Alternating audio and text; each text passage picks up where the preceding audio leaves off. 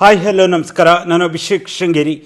ಇವತ್ತಿನ ಈ ಒಂದು ವಿಶೇಷ ಸಂದರ್ಶನದಲ್ಲಿ ಪ್ರಮುಖವಾಗಿ ಕುದುರೆಮುಖ ರಾಷ್ಟ್ರೀಯ ಉದ್ಯಾನವನದ ಅಲ್ಲಿನ ಪುನರ್ವಸತಿ ವಿಚಾರ ಆಗಿರ್ಬೋದು, ಜೊತೆಗೆ ಆನೆದಾಳಿಯಿಂದ ಆಗ್ತಿರುವಂತಹ ಸಾವು ನೋವುಗಳಾಗಿರ್ಬೋದು, ಹಾಗೆ ರಾಷ್ಟ್ರೀಯ ಹೆದ್ದಾರಿಯ ಅಗಲೀಕರಣ, ರಸ್ತೆ ಸಮಸ್ಯೆ, ಹಾಗೆ ಅಮೃತ ಯೋಜನೆ, ಹೀಗೆ ಹೊಸ ಹೊಸ ಯೋಜನೆಗಳು, ಈ ಎಲ್ಲ ವಿಚಾರಗಳ ಕುರಿತಾಗಿ ಸುದೀರ್ಘವಾದ ಚರ್ಚೆಯಲ್ಲಿ ಭಾಗವಹಿಸಲು ನಮ್ಮ ಜೊತೆ ಕರ್ನಾಟಕ ರಾಜ್ಯ ಕಂಡಂತಹ ಅತ್ಯಂತ ಸರಳ ಸಜ್ಜನಿಕೆಯ ರಾಜಕಾರಣಿ, ಕರ್ನಾಟಕ ರಾಜ್ಯ ಸರ್ಕಾರದ ಮಾಜಿ ಸಚಿವರು, ಹಾಗೆ ಹಲವಾರು ಜವಾಬ್ದಾರಿಗಳನ್ನು ಅತ್ಯಂತ ಯಶಸ್ವಿಯಾಗಿ ನಿರ್ವಹಿಸಿ ಈಗ ಉಡುಪಿ ಚಿಕ್ಕಮಗಳೂರು ಲೋಕಸಭಾ ಕ್ಷೇತ್ರದ ಸಂಸದರು ಆಗಿರುವಂತಹ ಶ್ರೀಯುತ ಕೋಟ ಶ್ರೀನಿವಾಸ ಪೂಜಾರಿ ಅವರು ನಮ್ಮ ಜೊತೆ ಇದ್ದಾರೆ.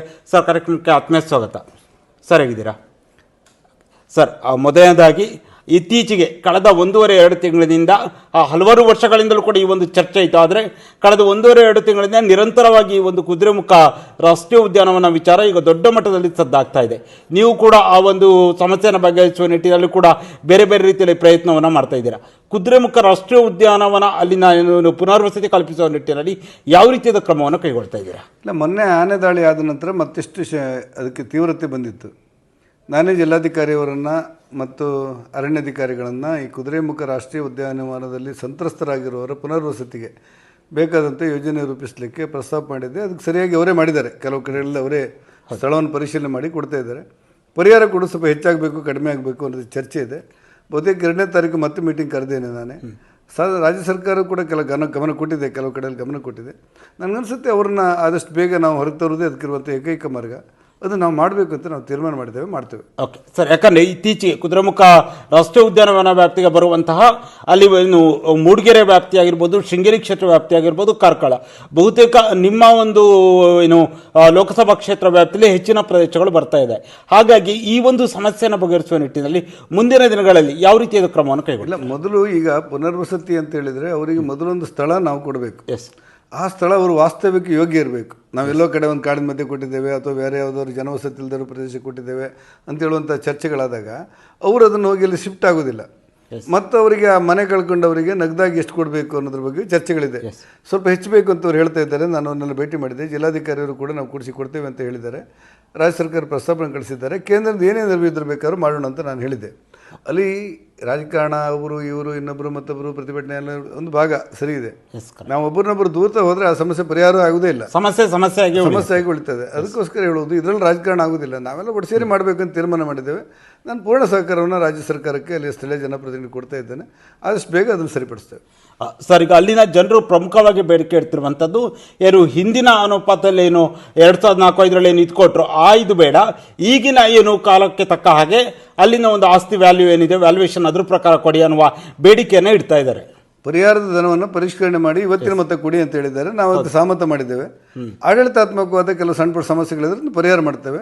ಆದಷ್ಟು ಬೇಗ ಮಾಡ್ತೇವೆ ತೀರ್ಮಾನ. ಸರ್, ಈಗ ರಾಷ್ಟ್ರೀಯ ಹೆದ್ದಾರಿಗಳ ಅಗಲೀಕರಣದ ಸಂದರ್ಭದಲ್ಲಿ 1:4 ಅನುಪಾತದಲ್ಲಿ ಪರಿಹಾರವನ್ನು ಕೊಡ್ತಾರೆ. ಆ ಒಂದು ಪರಿಹಾರವನ್ನು ಈ ಕುದುರೆಮುಖ ರಾಷ್ಟ್ರೀಯ ಉದ್ಯಾನವನ ವ್ಯಾಪ್ತಿಯಲ್ಲಿ ಸಂಕಷ್ಟದಲ್ಲಿರುವಂಥ ಜನರಿಗೆ ಕೊಡಲು ಸಾಧ್ಯ ಇದೆಯಾ? ರಾಷ್ಟ್ರೀಯ ಹೆದ್ದಾರಿಯ ಸಂಪರ್ಕ ಮತ್ತು ಅದರ ಪರಿಹಾರ ಅದು ಬೇರೆ ರೂಪದಲ್ಲಿರುತ್ತೆ. ಇದು ಜನವಸತಿ ಪ್ರದೇಶದಿಂದ ಕಾಡಂಚಿನಲ್ಲಿರುವಂಥ ಜನರನ್ನು ಅಲ್ಲಿಂದ ಹೊರಗೆ ತರದೇ ಇದ್ದರೆ ಅವ್ರ ಮೇಲೆ ಕಾಡು ಪ್ರಾಣಿಗಳು ದಾಳಿಯೂ ಆಗ್ಬೋದು. ಅವ್ರ ಬದುಕನ್ನು ಪುನರ್ ರೂಪಿಸ್ಕೊಳ್ಳಿಕ್ಕೆ ಆಗೋದಿಲ್ಲ ಅಂತೇಳಿ ಪುನರ್ವಸತಿ ಮಾಡುವಂಥ ಒಂದು ಕ್ರಮಗಳಿದೆ. ಆ ಕ್ರಮ ಕೊಡುವಾಗ ಅಲ್ಲಿಯ ದರದಕ್ಕಿಂತ 3 ಪಟ್ಟು ಕೊಡಬೇಕಾ, 4 ಪಟ್ಟು ಕೊಡಬೇಕಾ, 2 ಕೋಟಿ ಕೊಡಬೇಕಂತ ತೀರ್ಮಾನ ಇರುತ್ತೆ ಕಾಲಕ್ಕೆ.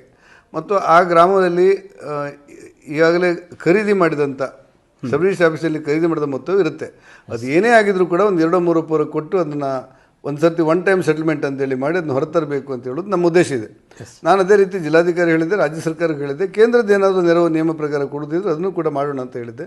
ಇದರಲ್ಲಿ ರಾಜಕಾರಣ ಇಲ್ಲದೆ ಆದಷ್ಟು ಬೇಗ ಆ ಸಮಸ್ಯೆ ಪರಿಹಾರ ಮಾಡಬೇಕು ಅನ್ನೋದು ನಮ್ಮ ಒತ್ತಡ ಇದೆ. ಓಕೆ ಸರ್, ಅದೇ ರೀತಿ ಕಳೆದ 1.5 ತಿಂಗಳ ಹಿಂದೆ ಕೆರೆಕಟ್ಟ ಭಾಗದಲ್ಲಿ ಇಬ್ಬರು ಕೂಡ ಏಕಕಾಲದಲ್ಲಿ ಆನೆ ದಾಳಿಯಿಂದಾಗಿ ಇಬ್ಬರು ಮೃತವನ್ನು ಪಡ್ತಾರೆ. ನೀವು ಕೂಡ ಒಂದು ದಿನ ನಂತರ ಆ ಒಂದು ಜಾಗಕ್ಕೆ ಭೇಟಿಯನ್ನು ಕೊಡ್ತೀರಾ, ಕುಟುಂಬಗಳಿಗೆ ಧೈರ್ಯ ಹೇಳುವ ಕೆಲಸವನ್ನು ಕೂಡ ನೀವು ಮಾಡಿದ್ರಿ.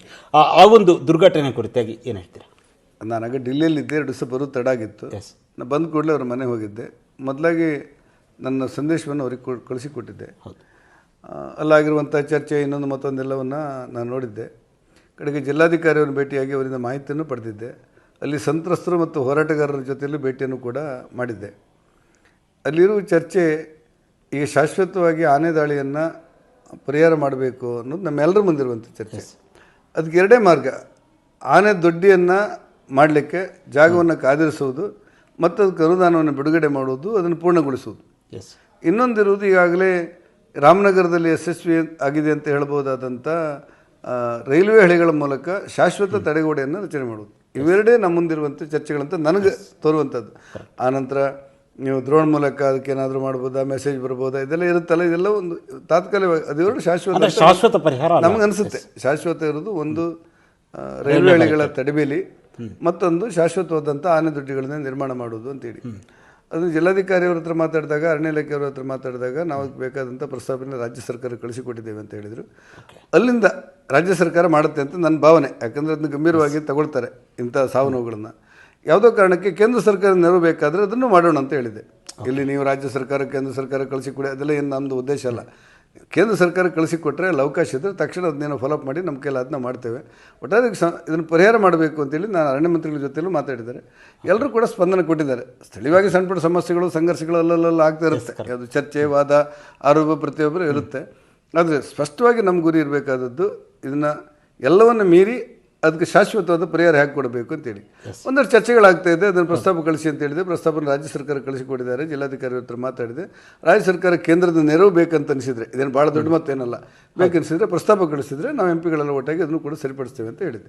ಓಕೆ ಸರ್, ಅದರ ಜೊತೆಯಲ್ಲಿ ಇತ್ತೀಚೆಗೆ ಆ ಕಾಡು ಪ್ರಾಣಿಗಳ ಹಾವಳಿಯ ಒಂದು ವಿಚಾರ, ಬಹುಶಃ ಅತಿ ಹೆಚ್ಚು ಸಾವು ನೋವುಗಳು ಮಲೆನಾಡಿನ ಭಾಗದಲ್ಲಿ ಆಗ್ತಿರುವಂಥದ್ದು ಆ ಕಾಡು ಪ್ರಾಣಿಗಳಿಂದ. ಒಂದು ಎಕ್ಸಾಂಪಲ್ ಕೊಡೋದಾದ್ರೆ, ಶೃಂಗೇರಿ ಕ್ಷೇತ್ರದಲ್ಲಿ ಕಳೆದ 1 ವರ್ಷದಲ್ಲಿ ಕೇವಲ ಆನೆ ದಾಳಿಯಿಂದಲೇ 7 ಜನರು ಕೂಡ ಕಾರ್ಮಿಕರು, ರೈತರೇ ಮೃತವನ್ನು ಪಟ್ಟಿರುವಂಥದ್ದು. ಕಳಸದಲ್ಲಿ ಕಾಡ್ಕೋಣ ದಾಳಿಯಿಂದ ಮೃತವನ್ನು ಪಡ್ತಾರೆ. ಮೂಡಿಗೆರೆ ಆನೆ ದಾಳಿಯಿಂದ ನಿರಂತರವಾಗಿ ಚಿರತೆಗಳು, ಹುಲಿಗಳ ದಾಳಿ ನಿರಂತರವಾಗಿ ನಡೀತಾ ಇರುವಂಥದ್ದು.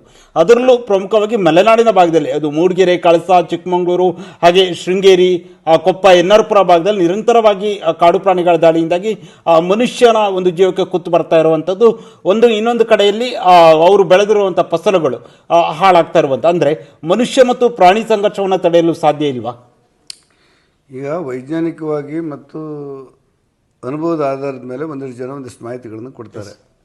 ಮೊದಲು ಕಾಡು ದಟ್ಟವಾಗಿತ್ತು. ಅಲ್ಲಿ ಈ ಪಕ್ಷಿಗಳಿಗೆ, ಪ್ರಾಣಿಗಳಿಗೆ ಬೇಕಾದಂಥ ಆಹಾರಗಳು, ಹಣ್ಣು ಹಂಪಲುಗಳು, ಸೊಪ್ಪು ಸತಿಗಳು ಕಾಡಲ್ಲೇ ಸಿಗ್ತಾ ಇತ್ತು.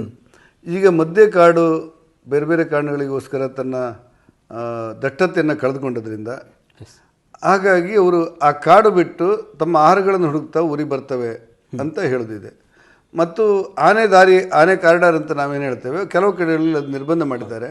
ಅದರಿಂದಾಗಿ ಅವು ಕೆಲವು ಕಡೆ ದಾರಿ ತಪ್ಪಿ ಬರ್ತವೆ, ಕೆಲವು ಕಡೆ ಅನಿವಾರ್ಯವಾಗಿ ಬರ್ತವೆ ಅಂತ ಹೇಳುತ್ತಿರ್ತಾರೆ. ಅದು ವೈಜ್ಞಾನಿಕವಾದಂಥ ಯೋಚನೆ. ನಮ್ಮ ಊಹೆಗಳು, ಕಲ್ಪನೆಗಳು ಎಲ್ಲ ವಾಸ್ತವ ಸಮಸ್ಯೆಗೆ ಪರಿಹಾರವನ್ನು ತಂದುಕೊಡೋದಿಲ್ಲ. ಹಾಗಾಗಿ ಕಾಡಲ್ಲಿ ಈಗ ಕೆಲವು ಪರಿಸರವಾದಿಗಳು ಹೇಳ್ತಾ ಇರೋದು, ಕಾಡಲ್ಲಿ ನೀವು ಹೊಸ ಯೋಚನೆ ಮಾಡಬೇಕು, ಅಲ್ಲಿ ಹಣ್ಣು ಹಂಪಲುಗಳನ್ನು ಬೆಳಿಬೇಕು ಅನ್ನೋದು. ಅದು ಎಷ್ಟು ಮಟ್ಟಿಗೆ ಪರಿಣಾಮ ಆಗುತ್ತೆ ಗೊತ್ತಿಲ್ಲ, ಅದು ಬೆಳಿಬೇಕು, ಅದರಲ್ಲೇನು ವಾದ ಇಲ್ಲ. ಈಗ ನಮ್ಮ ಮುಂದೆ ಸದ್ಯಕ್ಕೆ ತೋರ್ತಾ ಇರೋದು, ಪ್ರಾಣಿ ಮತ್ತು ಮಾನವ ಸಂಘರ್ಷಗಳನ್ನು ತಡೆಯಲಿಕ್ಕೆ ತಡೆಗೋಡೆ ಮತ್ತು ದೊಡ್ಡಿ ಇವೆರಡು ಬಿಟ್ಟರೆ ಬೇರೆ ಮಾರ್ಗ ತೋರ್ತಾ ಇಲ್ಲ. ಯಾವುದಾದ್ರು ಇದಕ್ಕಿಂತ ಒಳ್ಳೆ ಮಾರ್ಗ ಇದೆ ಅಂತೇಳಿ ಯಾರು ಹೇಳಿದ್ರು ಕೂಡ ಒಪ್ಕೊಳ್ಳೋಣ. ಆದರೆ ಇದನ್ನು ಮಾಡೋದ್ರ ಬಗ್ಗೆ ನಾವು ಹೆಚ್ಚು ಗಮನ ಕೊಡಬೇಕು ಅಂತ. ಅದರಷ್ಟಕ್ಕೆ ಅಧಿಕಾರಿಗಳು ಕೂಡ ಸ್ಪಂದಿಸ್ತಿದ್ದಾರೆ. ಅಲ್ಲೆಲ್ಲ ಸಣ್ಣ ಪುಟ್ಟ ತಪ್ಪುಗಳು ಇರ್ಬೋದು, ಆದರೆ ಅಧಿಕಾರಿಗಳು ಕೂಡ ಕೆಲವು ಆನೆಯನ್ನು ಹಿಡಿಲಿಕ್ಕೆ ಶ್ರಮಪಟ್ಟಂಥದ್ದು ಕೂಡ ನಮ್ಮ ಕಣ್ಣಿದ್ರೆ ಆಗ್ತಾ ಇದೆ. ನಮ್ಗೆ ಕೋಪ ಬಂದಾಗ, ಸಿಟ್ಟು ಬಂದಾಗ ಅವ್ರ ಹತ್ರ ಜಗಳ ಮಾಡ್ತೇವೆ. ಅಲ್ಲಿ ಕೆಲವರು ಒಳ್ಳೆ ಅಧಿಕಾರಿಗಳಿದ್ದಾರೆ. ಅವರನ್ನು ಸೇರಿಸ್ಕೊಂಡು ನಾವು ಈ ಗುರಿಯನ್ನು ಮುಟ್ಟಬೇಕು. ಅಂದರೆ ಸರ್, ನೀವು ಕೂಡ ಅತ್ಯಂತ ಹಿರಿಯ ರಾಜಕಾರಣಿ, ಎಲ್ಲ ಸಮಸ್ಯೆಗಳ ಹಲವಾರು ವರ್ಷಗಳಿಂದ ನೋಡ್ತಾ ಬಂದಿರಾ. ಈ ಒಂದು ಸಮಸ್ಯೆಗಳನ್ನು ಬಗೆಹರಿಸುವ ನಿಟ್ಟಿನಲ್ಲಿ ಇತ್ತೀಚೆಗೆ ನಡೆದಂಥ ಕೆಲವೊಂದು ಆನೆ ದಾಳಿ, ಕಾಡ್ಕೋಣ ದಾಳಿಯಿಂದಾಗಿ ಏನು ತೊಂದರೆಗೊಳಗ ಆ ಒಂದು ಕುಟುಂಬಗಳಿಗೆ ಏನು ಧೈರ್ಯವನ್ನು ಹೇಳ್ತೀರಾ? ಅಲ್ಲ, ಈಗ ನೋಡಿ, ಅನಾಹುತ ಆದಮೇಲೆ ನಾವು ಏನೇ ಧೈರ್ಯ ಹೇಳಿದರೂ ಕೂಡ ಅದಕ್ಕೇನು ಪರಿಹಾರಗಳಂತೇಳಿ ಏನಿಲ್ಲ. ಆ ನೋವಂಥ ಕುಟುಂಬಕ್ಕೆ ನಮ್ಮ ಕೈಲಾದಂಥ ಸರ್ಕಾರ ಅಥವಾ ಸಾರ್ವಜನಿಕ ಇನ್ನಿತರ ದೇಣಿಗೆಗಳನ್ನು ಸಂಗ್ರಹ ಮಾಡಿ ಅವ್ರಿಗೆ ಕೊಟ್ಟು ನಾವು ನಿಮ್ಮ ಜೊತೆಲಿ ಇದ್ದೇವೆ ಅಂತ ನಾವು ಹೇಳಿ ಬರ್ಬೋದು. ನಾವು ಯಾರೇ ರಾಜಕಾರಣಿಗಳಾದರೂ ಕೂಡ ಇದನ್ನು ಮಾಡೋದ್ರ ಜೊತೆಗೆ ಆ ಸಮಸ್ಯೆ ಮರುಕಳಿಸದಂತೆ ಏನಾದರೂ ಮಾಡಬೇಕಲ್ಲ, ಅವರೇ ಅವರಂತೆ ಮಾಡಬೇಕಲ್ಲ, ಅದಕ್ಕೆ ಪರಿಹಾರಗಳನ್ನು ಕಂಡುಹಿಡ್ಕೊಳ್ಬೇಕಂತ ನಾನು ಹೇಳಿದ್ದೇವೆ, ಮಾಡ್ತಾ ಇದ್ದೇವೆ. ಅದನ್ನ ಮಾಡ್ತಾ ಇದ್ದೇವೆ. ಅಲ್ಲ, ಈಗ ಏನಾಗಿದೆ ಅಂದರೆ ಕಳೆದ ಒಂದೂವರೆ ವರ್ಷ ನೋಡ್ತಾ ಇರುವುದು, ನಾನು ಹಳೆ ಘಟನೆಗಳ ಕುರಿತಾಗಿ ಹೇಳಲ್ಲ, ಕಳೆದ ಒಂದೂವರೆ ವರ್ಷದ ಅವಧಿಯಲ್ಲಿ ಆಗ್ತಿರುವಂಥದ್ದು. ಆನೆ ದಾಳಿಯಿಂದ ಸತ್ತ ನಂತರ ಅಲ್ಲಿನ ಯಾರೋ ಒಬ್ಬರು, ಅಲ್ಲಿನ ಜನಪ್ರತಿನಿಧಿ ಹೋಗ್ತಾರೋ ಒಬ್ಬರು ಚೆಕ್ಕನ್ನು ಕೊಡ್ತಾರೆ, ಅಥವಾ ಒಂದು ಆನೆಯನ್ನು ಅಥವಾ ಪ್ರಾಣಿಯನ್ನು ಹಿಡಿಸುವ ಕೆಲಸವನ್ನು ಮಾಡ್ತಾರೆ. ಇದು ಒಂದೇ ಶಾಶ್ವತ ಪರಿಹಾರ ಆಗಿದೆಯಾ ಅಂತ? ಈಗ ನಾವು ಇದನ್ನು ವಿಸ್ತೃತ ಮಾಡ್ತಾ ಹೋದರೆ, ವಿಮರ್ಶೆ ಮಾಡ್ತಾ ಹೋದರೆ ಮೂಲ ಸಮಸ್ಯೆಗೆ ಪರಿಹಾರ ಇದೆ ಅಂತ ನಂಗೆ ಅನಿಸಿಲ್ಲ. ಏನೋ ಚರ್ಚೆ ಆಗುತ್ತೆ, ವಾದ ಆಗುತ್ತೆ, ಸ್ಥಳೀಯವಾಗಿ ಕೆಲವು ಇದೆಲ್ಲ ಆಗುತ್ತೆ, ಸರಿ ಇದೆ. ನಮ್ಮ ಮುಂದೆ ಈಗ ನಾನು ಕೇಂದ್ರದ ಅರಣ್ಯ ಮತ್ತು ಪರಿಸರ ಮಂತ್ರಿಗಳನ್ನು, ಕೇಂದ್ರದ ಕ್ಯಾಬಿನೆಟ್ ಮಂತ್ರಿಗಳನ್ನು ಮತ್ತು ರಾಜ್ಯ ಸಚಿವರನ್ನಿಬ್ಬರನ್ನು ಭೇಟಿಯಾಗಿ ಪ್ರಸ್ತಾವನೆ ಕೊಟ್ಟಾಗ ಅವ್ರೇನು ಹೇಳ್ತಾರೆ, ನೀವು ರಾಜ್ಯದಲ್ಲಿ ಅಧಿಕಾರಿಗಳ ಜೊತೆಲಿ ಮಾತಾಡಿ, ಸರ್ಕಾರದ ಜೊತೆಲಿ ಮಾತಾಡಿ, ನಮ್ಮಿಂದ ಏನು ಸಹಕಾರ ಮಾಡಬೇಕು ಅದನ್ನು ಮಾಡ್ತೇವೆ ಅಂತ ಅವರು ಹೇಳಿದ್ದಾರೆ. ಹಾಗೆ ನಾವು ಇದನ್ನೆಲ್ಲ ಕ್ರೋಢಿಸ್ಕೊಂಡು ಒಂದು ಕಾಲಮಿತಿಯೊಳಗೆ ಅದು ಸರಿಪಡಿಸ್ಬೇಕು. ಕಾಲಮಿತಿಯೊಳಗೆ ನಾವು ಇವತ್ತು ನಾಳೆ ಅಲ್ಲದೇ ಇದ್ರೂ ಕೂಡ ಇಂತಿಷ್ಟು ಟೈಮ್ ಒಳಗೆ ಇದನ್ನು ನಾವು ಶಾಶ್ವತ ಪರಿಹಾರ ಮಾಡಲಿಕ್ಕೆ ಯೋಜನೆಯನ್ನು ರೂಪಿಸಬೇಕು ಅಂತ ನಂಗೆ ಅನಿಸೋದು. ನಾನು ನನ್ನ ಮಟ್ಟದಲ್ಲಿ ಅಧಿಕಾರಿಗಳ ಜೊತೆಲಿ, ಎಲ್ಲ ಜನಪ್ರತಿನಿಧಿಗಳ ಜೊತೆಲೂ, ಸರ್ಕಾರ ಜೊತೆಲಿ ಮಾತಾಡ್ತಾ ಇದ್ದೇನೆ. ಎಲ್ಲರೂ ಸಹಕಾರ ಇದ್ರೆ ಮಾತ್ರ ಇದಾಗುತ್ತೆ. ಇಲ್ಲ ಸುಮ್ಮನೆ ನಾವು ಒಬ್ಬರನ್ನೊಬ್ಬ ದೂರ್ತಾ ಇದ್ರೆ ಇದಾಗೋದಿಲ್ಲ. ಹಾಗಾಗಿ ನಾವು ಇದನ್ನು ಭಾಳ ಗಂಭೀರವಾಗಿ ತಗೊಳ್ಬೇಕು ಮತ್ತು ಇದು ಶಾಶ್ವತ ಪರಿಹಾರ ಮಾಡೋದ್ರ ಬಗ್ಗೆ ಪ್ರಚಾರಕ್ಕಿಂತ ಕಡಿಮೆಯಾಗಿ ವಸ್ತುಸ್ಥಿತಿಯನ್ನು ಅರ್ಥ ಮಾಡಿಕೊಂಡು ನಾವು ಹೆಜ್ಜೆ ಮುಂದಾಕಿ ಕೆಲಸ ಮಾಡಬೇಕು. ಓಕೆ ಸರ್, ಅದರ ಜೊತೆಯಲ್ಲಿ ಆ ಕೇಂದ್ರ ಸರ್ಕಾರದ ಒಂದು ಕನಸಿನ ಯೋಜನೆ ಅನ್ನೋದು ಅಮೃತ್ ಯೋಜನೆ. ಈಗ ಅಮೃತ್ 2 ಯೋಜನೆಗೆ ಎಲ್ಲ ಕಡೆ ಶಂಕುಸ್ಥಾಪನೆ ಕೂಡ ನೆರವೇರ್ತಿರುವಂಥದ್ದು. ಅದರ ಜೊತೆಲಿ ಇತ್ತೀಚೆಗೆ ಕೊಪ್ಪದಲ್ಲೂ ಕೂಡ ಶಂಕುಸ್ಥಾಪನೆ ಆಗುತ್ತೆ. ಆಗ ಆ ಒಂದು 2 ದಿನಗಳ ಕೆಲವೊಂದು ದಿನಗಳ ಚರ್ಚೆ ಬಂದಿರುವಂಥದ್ದು, ಸಂಸದರು ಏನು ಅಧಿವೇಶನದಲ್ಲಿ ಇದ್ದ ಸಂದರ್ಭದಲ್ಲಿ ಈ ಒಂದು ಗುಜ್ಜಲಿ ಪೂಜೆಯನ್ನು ಮಾಡಿದ್ದು ಸರಿಯಲ್ಲ ಅನ್ನುವ ಒಂದು ಮಾತು ಈಗ ಸಾರ್ವಜನಿಕ ವಲಯದಲ್ಲಿ ಕೇಳಿ ಬರ್ತಾ ಇದೆ. ಇದು ಕುರಿತಾಗಿ ಏನು ಹೇಳ್ತೀರಿ? ಅಲ್ಲ, ನನಗೂ ಹಾಗೆ ಅನಿಸಿದೆ. ಈಗ ಕೇಂದ್ರದಿಂದ 50% ಹಣ ಅದಕ್ಕೆ ಬಹುಶಃ 37 ಕೋಟಿ ಆಗುತ್ತೆ. ಎನ್ ಆರ್ ಪುರ ಮತ್ತು ಕೊಪ್ಪದೇ 35 ಕೋಟಿ 37 ಕೋಟಿ ಆಗುತ್ತೆ ಅಂತ ಮೇಲ್ನೋಟದ ನೆನಪು ನನಗೆ ನೆನಪಿಲ್ಲ. ಕೇಂದ್ರದಿಂದ 50% ಇದೆ, ರಾಜ್ಯ ಸರ್ಕಾರ 40% ಹಾಕುತ್ತೆ, 10% ಸ್ಥಳೀಯಾಡಳಿತ ಸಂಸ್ಥೆಗಳು ಹಾಕಿ ಆ ಯೋಜನೆಯನ್ನು ಪೂರ್ಣಗೊಳಿಸಬೇಕು ಅಂತ ಒಂದು ಇರುವಂಥದ್ದು. ಕೇಂದ್ರ ಮತ್ತು ರಾಜ್ಯ ಸರ್ಕಾರದ ಜೊತೆಲಿ ಇರುವುದರಿಂದಾಗಿ ಜಂಟಿಯಾಗಿ ಆ ಯೋಜನೆಗೆ ಶಿಲಾನ್ಯಾಸವೋ ಯಾವುದೋ ಒಂದು ರೂಪ ಕೊಡಬೇಕಲ್ಲ, ಉದ್ಘಾಟನೆ ಶಿಲಾನ್ಯಾಸ ಇವುಗಳೆಲ್ಲ ಜಂಟಿಯಾಗಿ ಮಾಡಬೇಕಾದಂಥ ಕ್ರಮ ಇದೆ. ನನ್ನನ್ನು ಅಧಿಕಾರಿಗಳು ಕೇಳಿದಾಗ ನಾನು ಹೇಳಿದೆ, ನಾನು ಪಾರ್ಲಿಮೆಂಟಲ್ಲಿದ್ದೇನೆ, ಒಂದು ಸ್ವಲ್ಪ ದಿವಸ ಮುಂದಾಕಿ ಅಂತ ಹೇಳಿದೆ. ಯಾಕಂದ್ರೆ ಸ್ಥಳೀಯವಾಗಿ ಒಬ್ಬರು ಸಂಸದರಾಗಿ ನೀವು ಮುಂದಾಕಿ ಅಂತ ಹೇಳಿದ್ರಿ, ಅಂದ್ರೆ ಆ ಒಂದು ಶಂಕುಸ್ಥಾಪನೆ ಸ್ವಲ್ಪ ಮುಂದಾಕಿ ಅಂತ ಅಧಿಕಾರಿಗಳಿಗೆ ಹೇಳಿದ್ದೆ. ಆ ನಂತರ ನಡೆದಂಥ ವಿದ್ಯಮಾನಗಳಲ್ಲಿ ಸ್ಥಳೀಯ ಶಾಸಕರು ಬಂದು ಶಿಲಾನ್ಯಾಸ ಮಾಡಿದ್ದಾರೆ ಅನ್ನುವಂಥ ಸುದ್ದಿ ಬಂತು.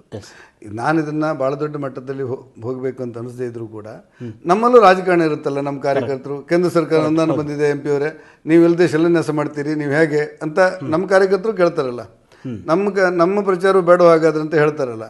ಹಾಗಾಗಿ ನನಗೆ ಅನಿಸಿದೆ ಅದು ಸರಿಯಲ್ಲ ಅಂತ ನಂಗೆ ಅನಿಸಿದೆ. ಆದರೆ ಏನು ಮಾಡಬೇಕು ಅನ್ನೋದು ಮತ್ತೆ ಯೋಚನೆ ಮಾಡಬೇಕು. ನಾವು ಒಂದೇ ಸತಿ ಹೇಳಿಕೆ ಕೊಟ್ಬಿಟ್ಟು ಅವ್ರ ತಪ್ಪು ಇವರು ಸರಿ ಖಂಡಿಸ್ತೇವೆ ದಂಡಿಸ್ತೇವೆ ಅನ್ನೋದಕ್ಕಿಂತ ಅದಕ್ಕೆ ಏನು ಮಾಡಬೇಕು ಅಂತ ಯೋಚನೆ ಮಾಡಿ ನಾವು ಮುಂದೆ ಹೆಜ್ಜೆ ಇಡಬೇಕು. ಅಂದರೆ ನೀವೀಗ ಸರ್ ಆ ಒಂದು ಯೋಜನೆ ಶಂಕುಸ್ಥಾಪನೆ ಅಧಿಕಾರಿಗಳ ಸಂದರ್ಭದಲ್ಲಿ ನೀವು ಅಂದರೆ ಮುಂದಾಕಿ ಅಂತ ಹೇಳೋ ಮಾತನ್ನು ಹೇಳಿದ್ರಿ. ಮುಂದಾಕಿ ಅಂತ ನಾನು ಹೇಳಿದೆ.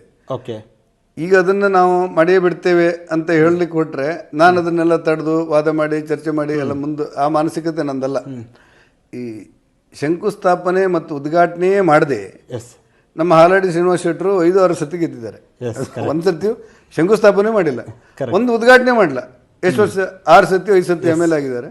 ಒಂದೇ ಒಂದು ಉದ್ಘಾಟನೆ, ಒಂದೇ ಒಂದು ಶಿಲಾನ್ಯಾಸ, ಶಂಕುಸ್ಥಾಪನೆ ಅವ್ರು ಮಾಡಿಲ್ಲ ಆಗಿದ್ದಾರೆ. ಅಂದರೆ ಅದೊಂದೇ ಸಮಸ್ಯೆಗಳನ್ನು ಪರಿಹಾರ ಮಾಡ್ತದೆ ಅಂತಲ್ಲ.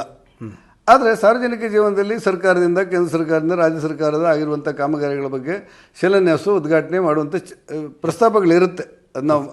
ಒಂದು ಸರ್ಕಾರದ ಒಂದು ಪ್ರೋಟೋಕಾಲ್ ಇರುತ್ತೆ. ಸಮಸ್ಯೆಗಳು ಇಲ್ಲದೆ ಅದನ್ನು ಮಾಡಬೇಕೇ ಹೊರತು ಅಭಿವೃದ್ಧಿ ಕೆಲಸವೇ ಒಂದು ಸಮಸ್ಯೆಯನ್ನಾಗಿ ಸೃಷ್ಟಿ ಮಾಡಬಾರ್ದು ಅಂತ ನಾನು ಹೇಳೋಣ. ಏನು ಮಾಡಬೇಕು ಅಂತ ಯೋಚನೆ ಮಾಡಿ ಮಾಡೋಣ. ಅಂದರೆ ಅಭಿವೃದ್ಧಿ ಕೆಲಸದ ವಿಚಾರದಲ್ಲಿ ಎಲ್ಲ ಕೇಂದ್ರ, ರಾಜ್ಯ ಸರ್ಕಾರ, ಶಾಸಕರು, ಸಂಸದರು ಎಲ್ಲರೂ ಒಟ್ಟಾಗಿ ಮಾಡಿದಾಗ ಮಾತ್ರ ಅಭಿವೃದ್ಧಿ ಸಾಧ್ಯ. ಇಲ್ಲಿ ಯಾಕೋ ಒಂದು ಕಡೆ ನೋಡ್ರೆ ಇನ್ನು ವೈಯಕ್ತಿಕ ರಾಜಕೀಯ ಇಲ್ಲಿ ಹೆಚ್ಚಾಗಿ ಕಂಡುಬಂತ. ವ್ಯಕ್ತಿಗತ ಬರುತ್ತೆ, ಕೆಲವು ಟೀಕೆಗಳು ಬರುತ್ತೆ, ಟಿಪ್ಪಣಿಗಳು ಬರುತ್ತೆ, ಆರೋಪಗಳು ಬರುತ್ತೆ, ಕಾಮಗಾರಿ ಬಗ್ಗೆ ವಾದಗಳು ಬರುತ್ತೆ, ಮಾತು ಕೇಳದಿದ್ದ ಇಂಜಿನಿಯರ್ ಆಗಿದ್ರೆ ಏನು ಅಂತ ನೋಡಬೇಕು ಅಂತ ಹೇಳುವರಿದ್ದಾರೆ. ಇದೆಲ್ಲ ಚರ್ಚೆಗಳಿರುತ್ತೆ. ಇದೆಲ್ಲವೂ ಆಗದೆ ಇರಬೇಕಾದ್ರೆ ನಾವು ಒಂದು ವ್ಯವಸ್ಥೆಯ ನಡುವೆ ಹೋಗಬೇಕಾದದ್ದು ಕ್ರಮ. ರಾಜಕಾರಣದಲ್ಲಿ ನಾವೇ ಗೊಂದಲಗಳನ್ನು ಮಾಡ್ತಾ ಹೋದರೆ ಮತ್ತೆ ಸಮಸ್ಯೆಗಳೇ ಸೃಷ್ಟಿಯಾಗುತ್ತೆ ಹೊರತು ಅದಕ್ಕೆ ಪರಿಹಾರಗಳು ಇರೋದಿಲ್ಲ. ಈ ಶಿಲಾನ್ಯಾಸ ಮಾಡಿದ್ದಾನೆ ಅನ್ನುವ ಕಾರಣಕ್ಕೆ ಯಾರಿಗೂ ಗ್ರಾಮ ಇಡೀ ಅವರಿಗೆ ಓಟ್ ಹಾಕೋದಿಲ್ಲ. ಕರೆಕ್ಟ್. ಈ ಉದ್ಘಾಟನೆ ಮಾಡಿದ್ದಾರೆ ಅನ್ನುವ ಕಾರಣಕ್ಕೆ ಗ್ರಾಮ ಇಡೀ ಓಟ್ ಹಾಕ್ತಾ ಅಂತ ನನಗನ್ಸಿಲ್ಲ. ಹಾಗಾಗಿ ವಿವಾದಗಳಿಂದ ಮುಕ್ತವಾಗಿ ನಾವು ರಾಜಕಾರಣಿಗಳಿಗೆ ಕೆಲಸ ಮಾಡಿದರೆ ಗೊಂದಲ ಪರಿಹಾರ ಆಗುತ್ತೆ, ಇಂಥ ಸಮಸ್ಯೆಗಳು ಬರೋದಿಲ್ಲ ಅಂತ ನನ್ನ ಭಾವನೆ. ನೋಡೋಣ ಮತ್ತೇನಾಗುತ್ತೆ ಅಂತೇಳಿ. ಓಕೆ ಸರ್, ಅದರ ಜೊತೆಯಲ್ಲಿಯೇ ಈಗ ಉಡುಪಿಯಿಂದ ಏನೋ ಪ್ರಾರಂಭವಾಗಿ ಈಗೇನು ಆಗುಮೆ ತನಕ ರಸ್ತೆ ಅಗಲೀಕರಣ ಆಗ್ತಿರುವಂಥದ್ದು, ಬೇಗ ಕಾಮಗಾರಿ ಕೂಡ ನಡೀತಿರುವಂಥದ್ದು. ಅದ್ರ ಜೊತೆಯಲ್ಲಿ ಈಗ ಇನ್ನೊಂದು ಬೇಡಿಕೆ ಇರುವಂಥದ್ದು ಏನು ಆಗುಂಬೆಯಿಂದ ಏನು ತೀರ್ಥಹಳ್ಳಿ ಕಡೆ ಹೋಗ್ತಾ ಇದೆ, ಹಾಗೆ ಚಿಕ್ಕಮಗಳೂರು ಕೂಡ ಅದು ವಿಸ್ತರಣೆ ಆಗಬೇಕು ಅನ್ನೋ ಒಂದು ಬೇಡಿಕೆ ಇದೆ. ನೀವು ಕೂಡ ಅದರ ಆ ಒಂದು ನಿಟ್ಟಿನಲ್ಲಿ ಮನವಿಯನ್ನು ಕೂಡ ಸಲ್ಲಿಸಿರೋ ಮಾಹಿತಿ ಇರುವಂಥದ್ದು. ಅದು ಯಾವ ಹಂತದಲ್ಲಿದೆ ಸರ್? ಈಗ ರಾಷ್ಟ್ರೀಯ ಹೆದ್ದಾರಿ ನಾವು ಅದನ್ನು ಫಾಲೋಅಪ್ ಮಾಡಿದರೆ ಮಾತ್ರ ಸ್ವಲ್ಪ ವೇಗ ಪಡೆಯುತ್ತೆ. ಇಲ್ಲದೇ ಇದ್ರೆ ಅದು ಆಗೋ ಕಾಲಕ್ಕೆ ಆಗುತ್ತೆ ಅಂತ ಒಂದು ತೀರ್ಮಾನ. ಅದು ಯಾರು ಟೆಂಡರ್ ಏನೋ ಅದೇನಾದರೂ ಎಲ್ಲ ಇದೆ. ಈಗ ನಮ್ಮದು ಈ 169 ಇದೆಯಲ್ಲ, ಮಲ್ಪೆಯಿಂದ ಆಗುಂಬೆ ಘಾಟಿ ಅಲ್ಲಿಂದ ತೀರ್ಥಹಳ್ಳಿವರೆಗೆ. ಆ 169ನಲ್ಲಿ ಮಧ್ಯೆ ಗರ್ಡರ್ ಸಮಸ್ಯೆ ಬಂತಲ್ಲ, ಇಂದ್ರಾಳಿ ಗರ್ಡರ್ ಸಮಸ್ಯೆ ಅಂತ ಒಂದು ಬಂತು. ಆ ಗರ್ಡರ್ ವಾದ ಚರ್ಚೆಗಳಾಗ್ತಾ ಇತ್ತು. ಕಡೆಗೆ ನಾನೊಂದು ಭಾಳ ಗಟ್ಟಿ ಹಿಡಿದು ಅದನ್ನು ಆ ಗರ್ಡರನ್ನು ಜೋಡಣೆ ಮಾಡುವಂಥ ಕೆಲಸ ಮಾಡಿ ಸೋಮಣ್ಣ ಕಣ್ಣು ಮುಂದೆ ಉದ್ಘಾಟನೆ ಮಾಡಿದೆ. ಆ ಸಮಸ್ಯೆಗಳು ಪರಿಹಾರ ಆಯಿತು. ಟೀಕೆ ಮಾಡಿದ್ದಾರೆ ಕೇಳಿದ್ರೆ ಕಾಂಗ್ರೆಸ್ ಅವರು ಟೀಕೆ ಮಾಡಿದ್ದಾರೆ, ಮತ್ತೆ ಶವದ ಮೆರವಣಿಗೆ ಮಾಡಿದ್ದಾರೆ, ಎಲ್ಲ ಮಾಡಿದ್ದಾರೆ. ಪ್ರಜಾಪ್ರಭುತ್ವದಲ್ಲಿ ಅದನ್ನೆಲ್ಲ ಹಿಡ್ಕೊಂಡು ನೀವೇನೋ ಮಾಡಿದ್ರಿ ನಮಗೆ ಅಂತೇಳಿ ನಾವು ಪುನಃ ಭಾಷಣ ಮಾಡುವಂಥ ನಮ್ಮ ಅವಶ್ಯಕತೆ ಬೇಕಂತ ಅನಿಸಿಲ್ಲ. ಪ್ರಜಾಪ್ರಭುತ್ವದಲ್ಲಿ ಅದು ಇರಲಿ ಅಂತ ಮುಂದೋಗೋರು ನಾವು. ಹಾಗೆ ಅವ್ರನ್ನೂ ಕರೆದಿದ್ದೆ ಮೊನ್ನೆ, ತೀರ್ಮಾನ ಆಗಿದೆ. ಇಲ್ಲಿರುವಂಥದ್ದು 66ಅಲ್ಲಿ ಕಲ್ಯಾಣಪುರ ಸಂತೆಕಟ್ಟೆ ಅಂತೇಳಿ ಒಂದು ಅಂಡರ್ ಪಾಸ್ ಇತ್ತು. ಅದು ಸ್ವಲ್ಪ ಸಮಸ್ಯೆ ಆಗಿತ್ತು. ಒಂದು ಬಂಡೆ ಎಸ್ಟಿಮೇಟಲ್ಲಿ ಇರಲಿಲ್ಲ. ಆ ಕಂಟ್ರಾಕ್ಟರ್ ಹೇಳ್ತಾ ಬಂಡೆ ಎಸ್ಟಿಮೇಟಲ್ಲಿ ಇಲ್ಲ, ನಾನು ಹೊಡೆಯೋದಿಲ್ಲ ಅಂತ ಹೇಳ್ತಾ. ಅವನು ಹೊಡಿಬೇಕಂದ್ರೆ ಅಕ್ಕಪಕ್ಕದವ್ರು ಎಲ್ಲಿ ಬಿಲ್ಡಿಂಗ್ ಅವರು, ನೀನು ಹೊಡೆದ್ರೆ ನನ್ನ ಕಟ್ಟಡ ಇದಾದರೆ ಜಖಮ್ ಆದ್ರೆ ನೀನು ಹೊಣೆ ಅಂತೇಳಿ NHಗೆ ನೋಟಿಸ್ಕೊಟ್ಟಿದ್ದಾರೆ, ಕೋರ್ಟಿಂದ ಸ್ಟೇ ತಂದಿದ್ದಾರೆ. ಹಾಗೆ ತುಂಬ ಸೂಕ್ಷ್ಮತೆಗಿತ್ತು. ನಾನು ಅದನ್ನ ಕಡೆ ಕೊರೆದು ತೆಗೆಸಿ ಅದನ್ನೀಗ ಪೂರ್ಣ ಪ್ರಮಾಣದ ಎಲ್ಲ ತಳಮಟ್ಟದಲ್ಲಿರುವಂಥ ಎಲ್ಲ ರಸ್ತೆಗಳು ಕಾಂಕ್ರೀಟ್ ಇಟ್ಕೊಂಡು ಆಗಿದೆ. ಇನ್ನು ಮೇಲ್ಸೇತುವೆ ಒಂದು ಬಾಕಿ ಇದೆ. ನನಗನ್ಸುತ್ತೆ ಒಂದೂವರೆ ತಿಂಗಳೊಳಗೆ ಅದು ನಾವು ಮುಗಿಸ್ತೇವೆ ಅಂತ ನಂಗೆ ಅನಿಸುತ್ತೆ. ಎಲ್ಲ 1-2 ದಿವಸ ಮತ್ತೆ ಹೆಚ್ಚು ಕಡಿಮೆ ಆಗ್ಬೋದು, ವಾದ ಮಾಡ್ತಾ ಇರಬೇಕಂತ ಅನಿಸಿಲ್ಲ ನನಗೆ. ಅದಕ್ಕೋಸ್ಕರ ಅದು ಕೂಡ ಮುಗಿಯುತ್ತೆ. ಅಂಬಲ್ಪಾಡಿ ಮೇಲ್ಸೇತುವೆ ಅಂತ ಇದೆ ಇಲ್ಲಿ, ಅಂಬಲ್ಪಾಡಿ ಮೇಲೆ ಭಾಳ ಜನ ಒತ್ತಡ ಇರುವಂಥದ್ದು. ಅದನ್ನು ಕೂಡ ಕಂಟ್ರಾಕ್ಟ್ ಅವಧಿ ಒಳಗೆ ಅದನ್ನು ನಾವು ಮುಗಿಸ್ತೇವೆ. ಇನ್ನಿರೋದು ಕಡಪಾಡಿ ಅಂಡರ್ ಪಾಸ್. ನಂಗೆ ಯಾಕೋ ಗೊತ್ತಿಲ್ಲ, ಕೆಲವು ಸಾರಿ ರಾಜಕಾರಣದ ಹೆಸರಲ್ಲಿ ಅಭಿವೃದ್ಧಿ ಕೆಲಸದಲ್ಲಿ ನಾವು ಗೊಂದಲ ಮಾಡ್ತಾ ಹೋದರೆ ಒಂದೆರಡು ದಿವಸ ಸಮಸ್ಯೆ ಆಗುತ್ತೆ. ನಾನೇ 3 ಸರಿ ಹೋಗಿದ್ದೆ ಅಲ್ಲಿಗೆ. ಅಲ್ಲಿರುವ ಪಂಚಾಯತ್ನವರು, ರಿಕ್ಷಾ ಚಾಲಕರು ಮತ್ತು ಅಲ್ಲಿರುವ ಪ್ರಮುಖರು ಇವ್ರನ್ನೆಲ್ಲರನ್ನೂ ಭೇಟಿ ಮಾಡಿದ್ದೆ. ಮಾಜಿ ಜಿಲ್ಲಾ ಪಂಚಾಯತ್ ಸದಸ್ಯರು, ನಮ್ಮ ಶಾಸಕರು ಗುರ್ಮಿ ಸುರೇಶ್ ಶೆಟ್ಟರ್ ಅವ್ರನ್ನ ಕರ್ಕೊಂಡೋಗಿದ್ದೆ. ಆ ತೀರ್ಮಾನ ಆಗಿತ್ತು. ನಂತರ ಮತ್ತೆ ಕೆಲವರು ಅದಕ್ಕೆ ಇಲ್ಲ ಈಗಲೇ ಮಾಡಬಾರ್ದು ಅಂತ ಹೇಳೋರು ಒಂದು ವರ್ಗ, ಈಗಲೇ ಮಾಡಬೇಕು ಅನ್ನೋರು ಒಂದು ವರ್ಗ. ಈ ರಾಜಕಾರಣವನ್ನು ನಾವು ತರ್ತಾ ಹೋದರೆ ಈ ಅಂಡರ್ ಪಾಸ್ ಆಗೋದ್ರಿಂದ ಭಾಳ ದೊಡ್ಡ ಸಾವಿರಾರು ಓಟಿನ ಮೇಲೆಲ್ಲ ಪರಿಣಾಮ ಬೀರುತ್ತೆ ಅಂತೇಳಿ ಜನ ಅಭಿವೃದ್ಧಿ ಕೆಲಸ ನೋಡಿದ್ರೆ ಖುಷಿ ಪಡ್ತಾರೆ ಅನ್ನೋದು ಬಿಟ್ಟರೆ ಅದೇ ಚುನಾವಣೆ ಅಲ್ಲ. ಅದು ಪರಿಣಾಮ ಬೀರ್ಬೋದು, ಅದೇ ಚುನಾವಣೆ ಅಲ್ಲ. ಅದಕ್ಕೋಸ್ಕರ ನಾನು ಅವ್ರಿಗೆ ಎಲ್ಲರಿಗೂ ವಿನಂತಿ ಮಾಡಿದ್ದೆ ನಿನ್ನೆ, ದಯವಿಟ್ಟು ಇದರೊಳಗೆಲ್ಲ ಗೊಂದಲ ಮಾಡ್ಕೊಳ್ಳೋದು ಬೇಡ. ನೀವು ಏನು ಸಮಸ್ಯೆ ಇದ್ರೂ ಅದನ್ನ ಹೇಳಿ, ಏನು ಪರಿಹಾರ ಇದೆಯೋ ಅದನ್ನು ಮಾಡ್ಕೊಳ್ಳಿ. ಜಿಲ್ಲಾಧಿಕಾರಿ ಅವ್ರು ಫೋನ್ ಮಾಡಿದ್ರು ನನಗೆ. ಜಿಲ್ಲಾಧಿಕಾರಿ ಹೇಳಿದೆ ನೀವೇ ಅದನ್ನು ದೇವ್ರ ಸರಿಗೆ ಏನಿತ್ತು ಅದು ಮಾಡಿಬಿಡಿ, ನಾವೆಲ್ಲ ಸಹಕಾರ ಅಂತ ಹೇಳಿದೆ. ಹಾಗಾಗಿ ಅದನ್ನು ಕೂಡ ಈ ವಾರದಲ್ಲಿ ನಾವು ಪ್ರಾರಂಭ ಆಗಿದೆ. ಈ ವಾರದಲ್ಲಿ ಮತ್ತೆ ವೇಗಗೊಳಿಸ್ತಾ ಇದ್ದೇವೆ. ಇನ್ನು ಉಳಿದಿರುವುದು ಮಲ್ಪೇಟು, ನಮ್ಮ ಆಗುಂಬೆ ಮೊದಲೊಂದು ಪ್ರಸ್ತಾಪ ಇತ್ತು, ಅದನ್ನು ಸುರಂಗ ಮಾಡಬೇಕಂತೇಳಿ. ಆ ಪ್ರಸ್ತಾಪ ಈಗಲೂ ಇದೆ. ಅದೇ ನಾನು ಚರ್ಚೆ ಕೇಳ್ಬೇಕು ಅನ್ಕೊಂಡಿದ್ದೆ. ಆ ಸುರಂಗದ ವಿಚಾರ ದೊಡ್ಡ ಮಟ್ಟದಲ್ಲಿ ಒಂದು ಸದ್ದನ ಮಾಡುತ್ತೆ, ನಂತರದಲ್ಲಿ ಯಾಕೋ ಇತ್ತೀಚಿನ ದಿನಗಳಲ್ಲಿ ಅದು ತನ್ನ ವೇಗವನ್ನು ಕಳೆದುಕೊಳ್ತಾ. ಅದರಲ್ಲಿ ನಾನು ಬರುವಾಗಲೇ ಆ ಪ್ರಸ್ತಾಪ ಇತ್ತು, ನಾನು ಬಂದು ಪ್ರಸ್ತಾಪ ಮಾಡಿದ್ರಲ್ಲ, ಬರುವಾಗಲೇ ರಾಘವೇಂದ್ರ ಆ ಪ್ರಸ್ತಾಪ ಮಾಡಿದರು. ಅದು ಸರ್ವೆ ಇನ್ನೊಂದು ಮತ್ತೊಂದು ಆಗುವಾಗ ಅದರ ಸೂಕ್ಷ್ಮತೆ ಸೂಕ್ಷ್ಮವಾದಂಥ ಪ್ರದೇಶಗಳು, ಅಲ್ಲಿರುವಂಥ ಮರಮಟ್ಟಗಳು ಮತ್ತು ಗುಡ್ಡದ ಗಟ್ಟಿ, ಇದನ್ನೆಲ್ಲವನ್ನು ಅವರು ಸಮೀಕ್ಷೆ ಮಾಡಿ DPR ಮಾಡ್ತಾರೆ. ಅದೊಂದು ಭಾಗದಲ್ಲಿ ಆಗ್ತಾ ಇದೆ. ನಾವು ಬರ್ತಾ ಇರುವಾಗ ನಾವೊಂದು ಹೇಳಿದ್ದೇವೆ ಏನಂತ ಹೇಳಿದ್ರೆ, ಅಲ್ಲಿರುವಂಥ ಒಂದು ರೈಲ್ವೆ ಹಳಿಯನ್ನು ಕೂಡ ಎಕ್ಸ್ಟ್ರಾ ಮಾಡಿ ಅಲ್ಲಿಂದ ಈ ಕಡೆ ಜೋಡಿಸ್ಲಿಕ್ಕಾಗತ್ತಾ ಉಡುಪಿ ಕ್ಷೇತ್ರಕ್ಕೆ ಅಂತ ನೋಡ್ತಾ ಇದ್ದೇವೆ ಅದನ್ನು. ಇನ್ನೊಂದು ಈಗಿರುವಂಥ ದ್ವಿಪಥವನ್ನು ಛತ್ರಪಥ ಮಾಡಲಿಕ್ಕೆ ಗುಡ್ಡದ ಮೇಲೆ ರಸ್ತೆ ಅಗಲ ಮಾಡಲಿಕ್ಕೆ ಕೂಡ ಒಂದು DPR ಸಿದ್ಧ ಆಗಿದೆ. ಅದು ಯಾವುದೋ ಕಾರಣಕ್ಕೆ ಮೊನ್ನೆ ಅವನು 50%ಗಿಂತ ಕಡಿಮೆ ಹಾಕಿದ್ದಾನೆ ಅಂತೇಳಿ ಮತ್ತೆ ರಿಜೆಕ್ಟ್ ಆಯಿತು. ಮತ್ತೆ ಅದನ್ನು ಪುಟಪ್ ಮಾಡಿ ಕಳಿಸಿದ್ದೇವೆ. ಹಾಗಾಗಿ ಅದು ಎರಡನ್ನೂ ಕಾಮಗಾರಿ ಕೈಗೆತ್ತಿಕೊಳ್ಳುವಂಥ ಹಂತ ಬಂದರೆ ಮೊದಲ ಹಂತದಲ್ಲಿ ನಾವು ರಸ್ತೆಯನ್ನು ಅಗಲೀಕರಣಗೊಳಿಸೋದನ್ನು ಮೊದಲು ಮಾಡ್ತೇವೆ. ಅಲ್ಲಿಂದ ಈಗ ನೀವು ಹೇಳ್ತಾ ಇರೋದು ಏನಂದರೆ, ಇದನ್ನು ಶೃಂಗೇರಿವರೆಗೆ ತೊಗೊಂಡು ಹೋಗ್ತೀರಾ, ಶೃಂಗೇರಿಯಿಂದ ಜಯಪುರಕ್ಕೆ ಹೋಗ್ತೀರಾ, ಜಯಪುರದಿಂದ ನಾವು ಚಿಕ್ಕಮಗಳೂರಿಗೆ ಹೋಗ್ತಾರೆ. ಯಾಕಂದ್ರೆ ಭಾಳ ಕಠಿಣವಾದಂಥ ಕಿರಿದಾದ ರಸ್ತೆ. ಅದೇನಾಗಿದೆ, ಈಗಾಗಲೇ ಅದು PW ರಸ್ತೆಯನ್ನು NH ಆಗಿ ಪರಿವರ್ತನೆ ಮಾಡಲಿಕ್ಕೆ ಇಲಾಖೆ ಶಿಫಾರಸು ಮಾಡಿದೆ. ಆದರೆ ಅದು ಅಂತಿಮವಾಗಿ ಪ್ರಧಾನಿಯವರು ಕೊಡಬೇಕು. ಯಾಕಂದ್ರೆ ರಾಜ್ಯ ತನ್ನಲ್ಲಿರೋ ಎಲ್ಲ ರಸ್ತೆ ಅಂತ ಅದು ನೀವು NH ಮಾಡಿ ಅಂತ ಹೇಳಿದರೆ ಕೇಂದ್ರ ಸರ್ಕಾರ ಹೋಗ್ತಾ ಇಲ್ಲ.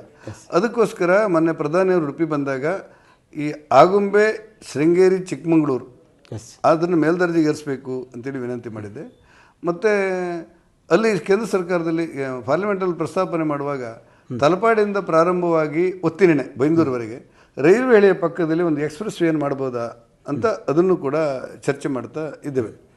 ಹೀಗೆ ಒಂದಷ್ಟು ಅಭಿವೃದ್ಧಿ ಕೆಲಸಗಳು ಮುಂದೆ ಹೋಗ್ತವೆ. ಇನ್ನು ನಮ್ಮ ಚಿಕ್ಕಮಗಳೂರು ಜಿಲ್ಲೆಯಲ್ಲಿ ಮೂಗ್ತಿಹಳ್ಳಿಯಿಂದ ಮೂಡಿಗೆರೆವರೆಗೆ ರಸ್ತಿದೆ. ಅದೀಗ ಟೆಂಡರಿಗೆ ಹೋಗಿದೆ. ಟೆಂಡರ್ ಆಗಿ ವಾರದಲ್ಲಿ ಬರುತ್ತೆ. ಅದು ಸ್ವಲ್ಪ ತುಂಬ ನೆನೆಗುದಿಗೆ ಬಿದ್ದು ಕೆಲವು ರೈತರಿಗೆ ಹಣ ಕೊಟ್ಟಿಲ್ಲ, ಇನ್ನೊಂದು ಮತ್ತೊಂದುಗಳೆಲ್ಲ ಆಗ್ತಿದೆ. ಇದನ್ನೆಲ್ಲವನ್ನು ನಾಳೆ 2ನೇ ತಾರೀಕು ಮತ್ತೆ ಮೀಟಿಂಗ್ ಕರೆದಿದ್ದೇನೆ. ನನಗನ್ಸುತ್ತೆ ರಾಷ್ಟ್ರೀಯ ಹೆದ್ದಾರಿಯನ್ನು ಒಂದು 6 ತಿಂಗಳೊಳಗೆ ನಾವು ಊಹೆ ಮಾಡೋದಕ್ಕಿಂತ ಜಾಸ್ತಿ ವೇಗದಲ್ಲಿ ನಾವು ಮಾಡ್ತೇವೆ ಅಂತ ನನಗನ್ಸುತ್ತೆ. ಒಳ್ಳೆ ಅಧಿಕಾರಿಗಳು ಬಂದಿದ್ದಾರೆ. ಮೊದಲಿರುವ ಅಧಿಕಾರಿಗಳು ಸ್ಪಂದನೆ ಕೊಟ್ಟಿಲ್ಲ ಅಂತೇಳಿ ನಾನು ಮಂತ್ರಿಗಳಿಗೆ ದೂರು ಕೂಡ ಕೊಟ್ಟಿದ್ದೆ. ಈಗ ಅಧಿಕಾರಿಗಳು ಸ್ವಲ್ಪ ನನಗೆ ತಿಳಿದ ಮಟ್ಟಿಗೆ ಒಳ್ಳೆ ಅಧಿಕಾರಿಗಳು ಬಂದಿದ್ದಾರೆ. ಹಾಗಾಗಿ ಅದನ್ನು ವೇಗವಾಗಿ ಮಾಡ್ತೇವೆ. ಮತ್ತು ಕೆಲಸ ಮಾಡದಿರುವಂಥ ಅಧಿಕಾರಿಗಳನ್ನು ಶಿಫ್ಟ್ ಮಾಡಿ ಅಂತೇಳಿ ವಿನಂತಿ ಮಾಡಿದ್ದೆ. ನನಗನ್ಸುತ್ತೆ ಕೆಲಸ ಮಾಡ್ಬೋದು ಅಂತೇಳಿ. ಇನ್ನೊಂದು ತಿಂಗಳು ನೋಡಿ ಅದಕ್ಕೆ ಏನಾದರೂ ಒಂದು ರೂಪ ಕೊಡ್ತೇವೆ. ಓಕೆ ಸರ್, ಅದರ ಜೊತೆಯಲ್ಲಿ ಬಹುಶಃ ಸದಾನಂದ ಗೌಡರಲ್ಲಿ ಉಡುಪಿ ಸಂಸದರ ಸಂದರ್ಭದಲ್ಲಿ ಬಹುಶಃ ಬೆಂಗಳೂರಿಗೆ ಅವರು ಏನು ಕೇಂದ್ರ ರೈಲ್ವೆ ಸಚಿವರ ಸಂದರ್ಭದಲ್ಲಿ ಏನು ಶಿವಮೊಗ್ಗದಿಂದ NR ಪುರ, ಶೃಂಗೇರಿ, ಕೊಪ್ಪ, ಏನು ಮಂಗಳೂರಿಗೆ ಸಂಪರ್ಕ ಆಗ್ತದೆ ಒಂದು ರೈಲ್ವೆ ಯೋಜನೆ ಘೋಷಣೆ ಮಾಡಿದರು. ಆದರೆ ಅದು ನಂತರ ದಿನಗಳಲ್ಲಿ ಸಂಪೂರ್ಣವಾಗಿ ನೆನೆಗುದಿಗೆ ಬಿದ್ದಿತ್ತು. ಆದರೆ ಈಗ ಹೊಸದಾಗಿ ಅದೇನು ಶಿವಮೊಗ್ಗ ತೀರ್ಥಹಳ್ಳಿಯ ಮೂಲಕ ಬರ್ತಾ ಇದೆ, ಅದು NR ಪುರವನ್ನು ಕೈ ಬಿಡಲಾಗಿದೆ ಅನ್ನೋ ಮಾತು ದೊಡ್ಡ ಮಟ್ಟದಲ್ಲಿ ಚರ್ಚೆ ಆಗ್ತಿರುವಂಥದ್ದು. ಈ ಒಂದು ಸಮಸ್ಯೆಯನ್ನು ಬಗೆಹರಿಸುವ ನಿಟ್ಟಿನಲ್ಲಿ ಏನು ನೀವು ಕೆಲಸ ಪುರವನ್ನು ಕೈ ಬಿಡಬಾರದು ಅಂತೇಳಿ ಮಾಧ್ಯಮದಲ್ಲಿ ಕೆಲವು ಸ್ನೇಹಿತರು ಸೇರಿದಂತೆ ಪ್ರಸ್ತಾಪನೆ ಇಟ್ಟಿದ್ದಾರೆ. ಅದನ್ನು ರೈಲ್ವೆ ಇಲಾಖೆ ಕಳಿಸಿಕೊಟ್ಟಿದೆ. ಏನಾಗಿದೆ, ಅದು DPR ಯಾವ ರೀತಿ ಮಾಡಿದ್ದೀರಿ, ಯಾವ ರೀತಿ ಮಾಡ್ತಾ ಇದ್ದೀರಿ, NR ಪುರವನ್ನು ಜೋಡಿಸ್ಕೊಳ್ಳೋದು ಒಳ್ಳೆಯದಾಗಿ ತೋರುತ್ತೆ ಅಂತೇಳಿ ನನ್ನ ಸಲಹೆ ಇದೆ. ಏನು ಮಾಡ್ತಾರೆ ನೋಡೋಣ. ಆದರೆ NR ಪುರವನ್ನು ಸೇರಿಸಬೇಕು ಅಂತ ನನ್ನ ಯೋಚನೆ ಇದೆ. ಓಕೆ ಸರ್, ಅದರ ಜೊತೆಯಲ್ಲಿ ಇತ್ತೀಚೆಗಷ್ಟೇ ಸಂಸತ್ನ ಅಧಿವೇಶನ ನಡೆದಿರುವಂಥದ್ದು ಕರಾವಳಿ ಆಗಿರ್ಬೋದು, ಮಲೆನಾಡು, ಇನ್ನು ಉಡುಪಿ ಹಾಗೂ ಚಿಕ್ಕಮಗಳೂರಿನ ಸಮಸ್ಯೆಗಳ ಕುರಿತಾಗಿರ್ಬೋದು, ಹೊಸ ಹೊಸ ಯೋಜನೆಗಳ ಕುರಿತಾಗಿ ಯಾವ ರೀತಿಯಾದ ಚರ್ಚೆಯಲ್ಲಿ ನೀವು ಭಾಗವಹಿಸಿ? ನಮ್ಮ ಮುಂದೆ ನಿಮ್ಮ ಬೆಳೆ ಕೆಲವು ಸರ್ತಿ ಶೂನ್ಯ ಬೆಳೆ ಹಾಕಿದ್ದು ಬರುತ್ತೆ, ಕರೆಕ್ಟ್. ಕೆಲವು ಸರ್ತಿ ಹಾಕೋದು ಬರ್ತಾ ಇಲ್ಲ. ಈ ಬೆಳೆ ವಿಮೆಯಲ್ಲಿ ಏನಾಗಿದೆ, ಬೆಳೆ ವಿಮೆಯನ್ನು ಕೊಡುವಂಥ ಸ್ಥಿತಿ ಇದ್ರೂ ಕೂಡ ಅದರ ಮಳೆ ಮಾಪನ ಅಂತ ಇದೆಯಲ್ಲ, ರೈನ್ ಗೇಜ್, ಅದರ ನಿರ್ವಹಣೆ ತಪ್ಪಾಗಿದೆ ನನಗನ್ಸೋದಿಲ್ಲ. ಅದಕ್ಕೆ ಯಾರು ಕಾರಣ ಅದೆಲ್ಲ ನಾವು ಮತ್ತೆ ತನಿಖೆ ಮಾಡೋಣ. ಅದರಿಂದಾಗಿ ರೈತರಿಗೆ ಅನ್ಯಾಯ ಆಗಿದೆ ಅಂತ ನಂಗೆ ಅನಿಸುತ್ತೆ. ಯಾಕಂದ್ರೆ ಆ ವಿಚಾರ ಏನು ಭಾಳ ನೋವಿನಿಂದ ರೈತರೆಲ್ಲ ಬೆಳೆ ವಿಮೆ ಸಿಗ್ತಾ ಇತ್ತು, ನಮಗೆ ಸಿಕ್ಕಿಲ್ಲ, ನಾವು ಕಟ್ಟಿದ ಹಣವೂ ಬಂದಿಲ್ಲ.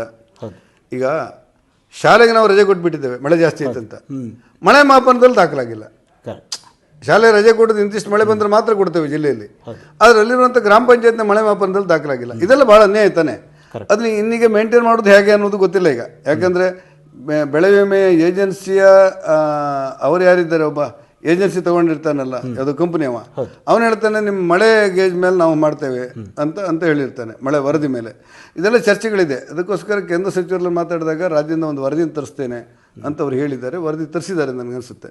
ಯಾವುದಾದ್ರು ರೂಪದಲ್ಲಿ ಇದಕ್ಕೆ ಪರಿಹಾರ ಕೊಡಬೇಕು ಅಂತ ನಾವು ಯೋಚನೆ ಮಾಡ್ತೇವೆ. ಯಾಕಂದರೆ ಸರಾಸರಿ ಮಳೆ ಸರ್ಕಾರಿ ಮಟ್ಟದಲ್ಲಿ ದಾಖಲಾಗುತ್ತೆ, ಗ್ರಾಮ ಮಟ್ಟದಲ್ಲಿ ಮಳೆ ಮಾಪನದಿಂದ ದಾಖಲಾಗಿಲ್ಲ ಅನ್ನೋದು ಒಂದು, ಅದು ಚರ್ಚೆ ಬಂದಿತ್ತು ನಮ್ಮಲ್ಲಿ. ಇನ್ನೊಂದು, ನಮಗೆ